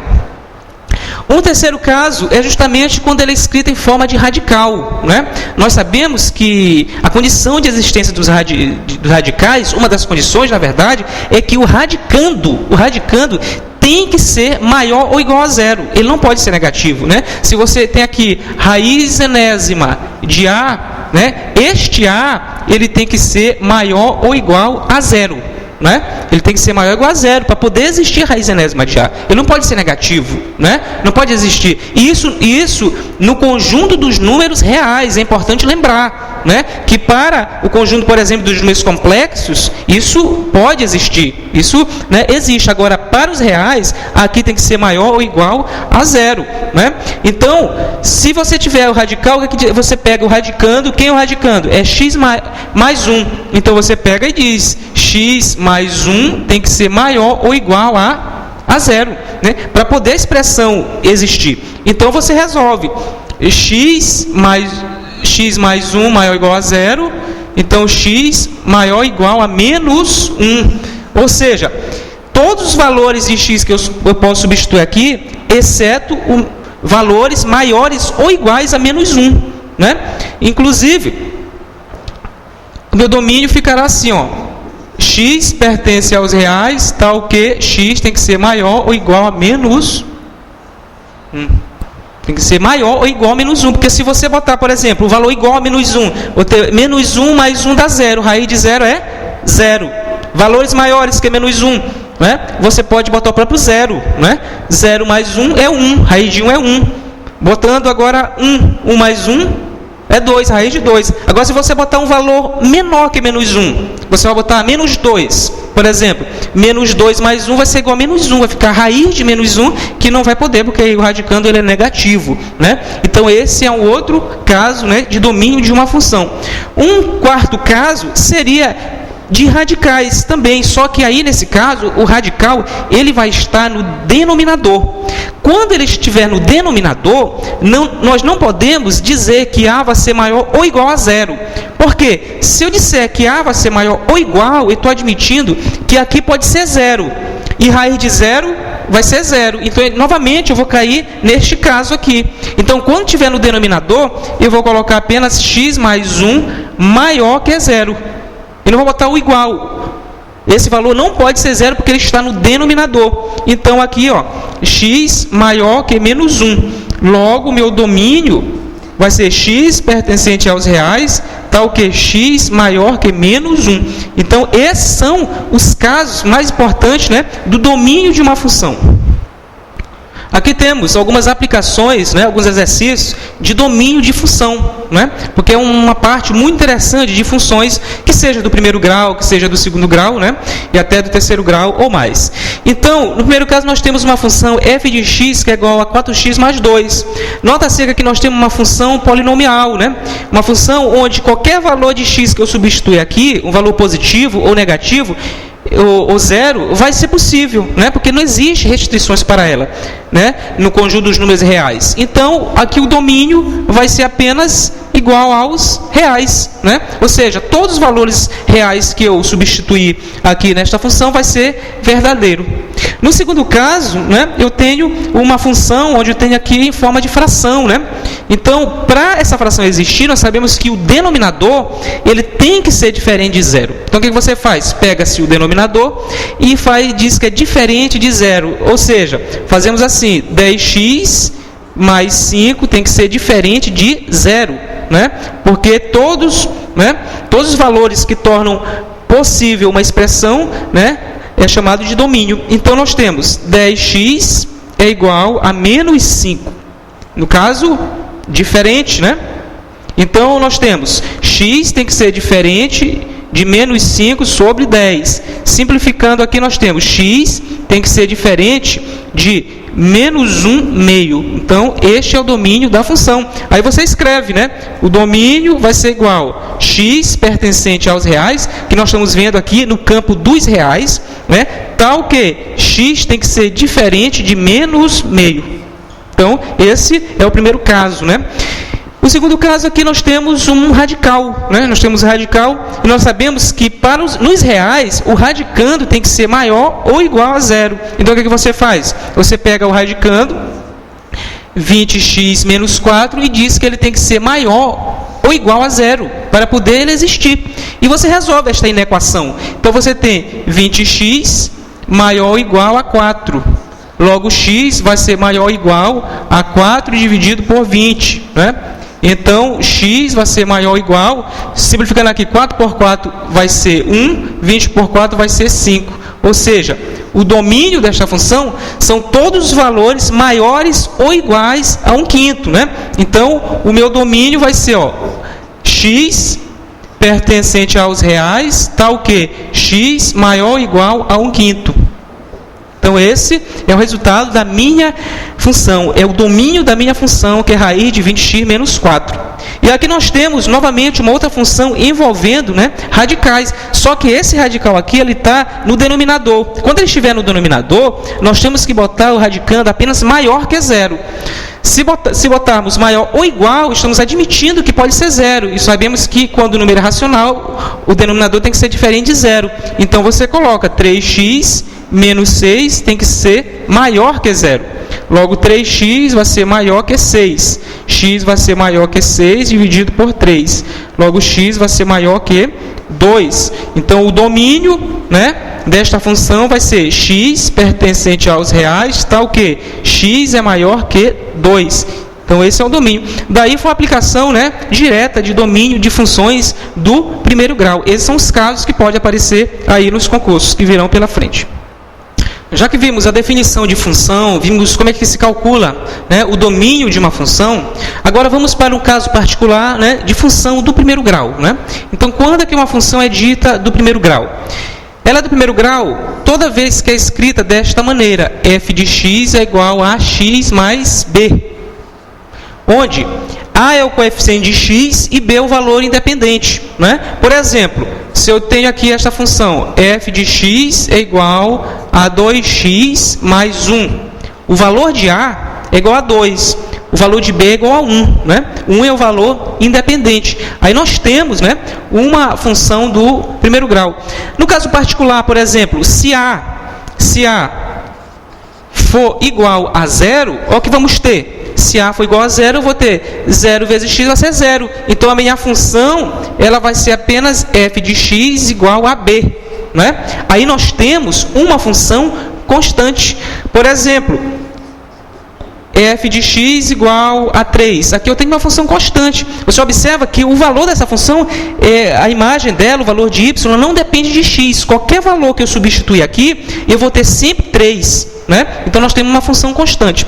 Então, vamos primeiro, agora, de função do primeiro grau, observar como é que se constrói o gráfico de uma função.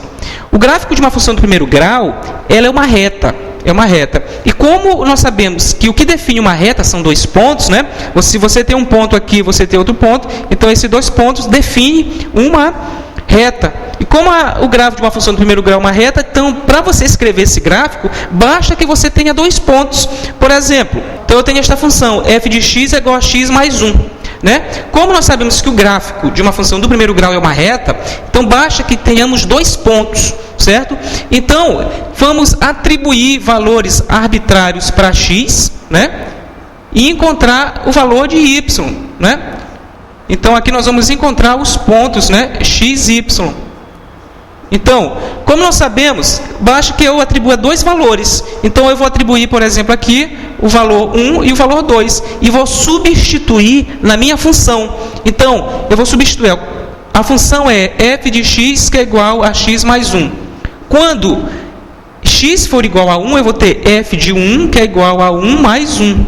Ou seja, f de 1 vai ser igual a 2. Então, quando x for 1, y vai ser igual a 2. E o meu ponto vai ser 1 e 2. Porque o ponto sempre é x e y. Agora, substituindo o valor de 2. Então, eu vou ter f de 2 vai ser igual a 2 mais 1. Logo, f de 2 vai ser igual a 3. Ou seja, quando x for 2, y vai ser 3. E o meu ponto vai ser 2 e 3. Né? Então, atribuindo valores arbitrários para x, eu encontro o valor de y. Agora, eu vou substituir, né, esses valores no meu gráfico. Né? Eu tenho aqui o eixo y, que é o eixo das ordenadas, e tenho o eixo x, que é o eixo das abscissas. Então, os valores de x, que são?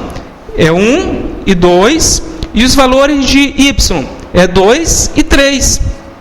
Então, quando x é igual a 1, y é igual a 2. Então, eu vou ter o ponto 1 e 2. Ó. Então, eu localizo este ponto, que eu posso chamar, por exemplo, de um ponto A. Né? Então, quando x for 2 e y for 3, eu tenho aqui ó, x2 e y3. Então, eu tenho outro ponto, que eu vou chamar de B. Então, eu tenho o ponto B, que é 2 e 3, e eu tenho o ponto A, que é 1 e 2. 2 e 3 e 1 e 2. Daí, basta que eu ligue os dois pontos. Né? Quando eu ligo os dois pontos, eu tenho justamente o gráfico da minha função do primeiro grau. Então, para construirmos o gráfico de uma função do primeiro grau, basta que a gente atribua valores arbitrários para x, encontre y, e depois encontre os pontos no sistema de coordenadas cartesianas. Basta que substitua dois pontos, porque o gráfico de uma função do primeiro grau é uma reta, e o que define uma reta são apenas dois pontos. Mas se você quiser colocar mais pontos, não tem problema, porque para cada x eu vou ter o quê? Um y. Para cada x eu vou ter um y, porque o gráfico, na verdade, é formado pelo conjunto de pontos. Nós observamos que nós tínhamos o quê? Nós tínhamos uma função, né? E através dessa função, nós escrevemos o gráfico, né? Pegamos a função, atribuímos valores arbitrários para x, encontramos o y, encontramos os pontos, e a partir desse ponto, nós fizemos o gráfico. Agora, pode aparecer em questões o seguinte: ele pode te dar os pontos, né? Ele pode te dar o gráfico da função, né? E daí você tem que escrever a função. Você não conhece a função, mas se ele falasse que a função é do primeiro grau, então você diz que sua função é f de x é igual a x mais b, né? Eu tenho o gráfico da função, eu tenho 2 pontos, né, que vai determinar uma reta, que é o gráfico, e daí desses pontos eu posso descobrir quem é a minha função. Se a minha função é f de x, que é igual a x mais b, eu preciso saber quem é a e quem é b. Para isso, basta que eu substitua esses pontos na minha função. Ela pode ser escrita assim: y igual a x mais b, porque nós sabemos que f de x é igual a y. Nesse ponto aqui nós temos, nós sabemos que em todo ponto o par ordenado é x e y. Ou seja, nesse primeiro ponto, x é igual a 1, y é igual a 2. Aqui x é igual a 2, y é igual a 3. Então vamos substituir. Substituindo o primeiro ponto. Ou seja, o ponto A. Então, substituindo na equação nós temos, no ponto A, aqui o valor de y é igual a 2. O valor de y é igual a 2. Que vai ser igual a vezes x. Quem é x? X é 1 mais b. Então, daqui eu tenho a mais b é igual a 2. Então, eu já tenho uma equação envolvendo a e b, porque eu preciso de a e b para eu escrever a minha equação. Então, eu vou substituir agora o segundo ponto. Então, substituindo o segundo ponto, que é justamente o ponto b, eu vou ter... Quem é o valor de y nesse ponto? É igual a 3, que vai ser igual a vezes x. Quem é x nesse segundo ponto? É igual a 2, mais b. Logo aí eu vou ter 2a mais b igual a 3.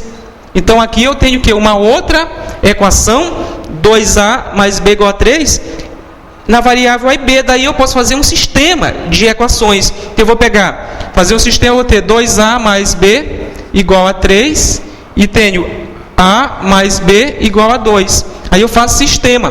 E nós sabemos que poderemos fazer isso aqui pelo método da adição. Se eu multiplicar toda esta equação por menos 1, o que eu vou ter? Eu vou ter menos 2a menos b igual a menos 3. E aqui eu vou ter a mais b igual a 2. Pronto. Agora, por que eu fiz isso? Porque aqui eu posso cancelar o menos b com o b. Então, eu faço a adição. Menos 2a mais a vai ficar igual a menos a. Este aqui eu corto, porque é menos b mais b é 0. Menos 3 mais 2 vai ser igual a menos 1. Se eu multiplicar tudo por menos 1, eu vou ter a igual a 1. Pronto. Eu já encontrei o valor de a. Agora, para eu encontrar o valor de b, basta que eu substitua em uma das equações. Se eu substituir, por exemplo, nessa primeira equação, que é 2a mais b igual a 3. Então, 2 vezes a, que é a é 1, mais b é igual a 3. Então, 2 mais b é igual a 3, logo b é igual a 3 menos 2. Logo, b é igual a 1. Então, eu encontrei o valor de a e b. Se eu tenho o valor de a e b, eu posso escrever a minha função. A minha função vai ser f de x, que é igual a a. Quem é a? A é 1. Então, vai ficar 1 vezes x mais b. Quem é b? Também 1. Então, logo, minha função do primeiro grau vai ser f de x, que é igual a x mais 1. Então, e agora eu tinha o ponto 1 e 2, e 2 e 3, né? Mas eu tinha a função, que era x mais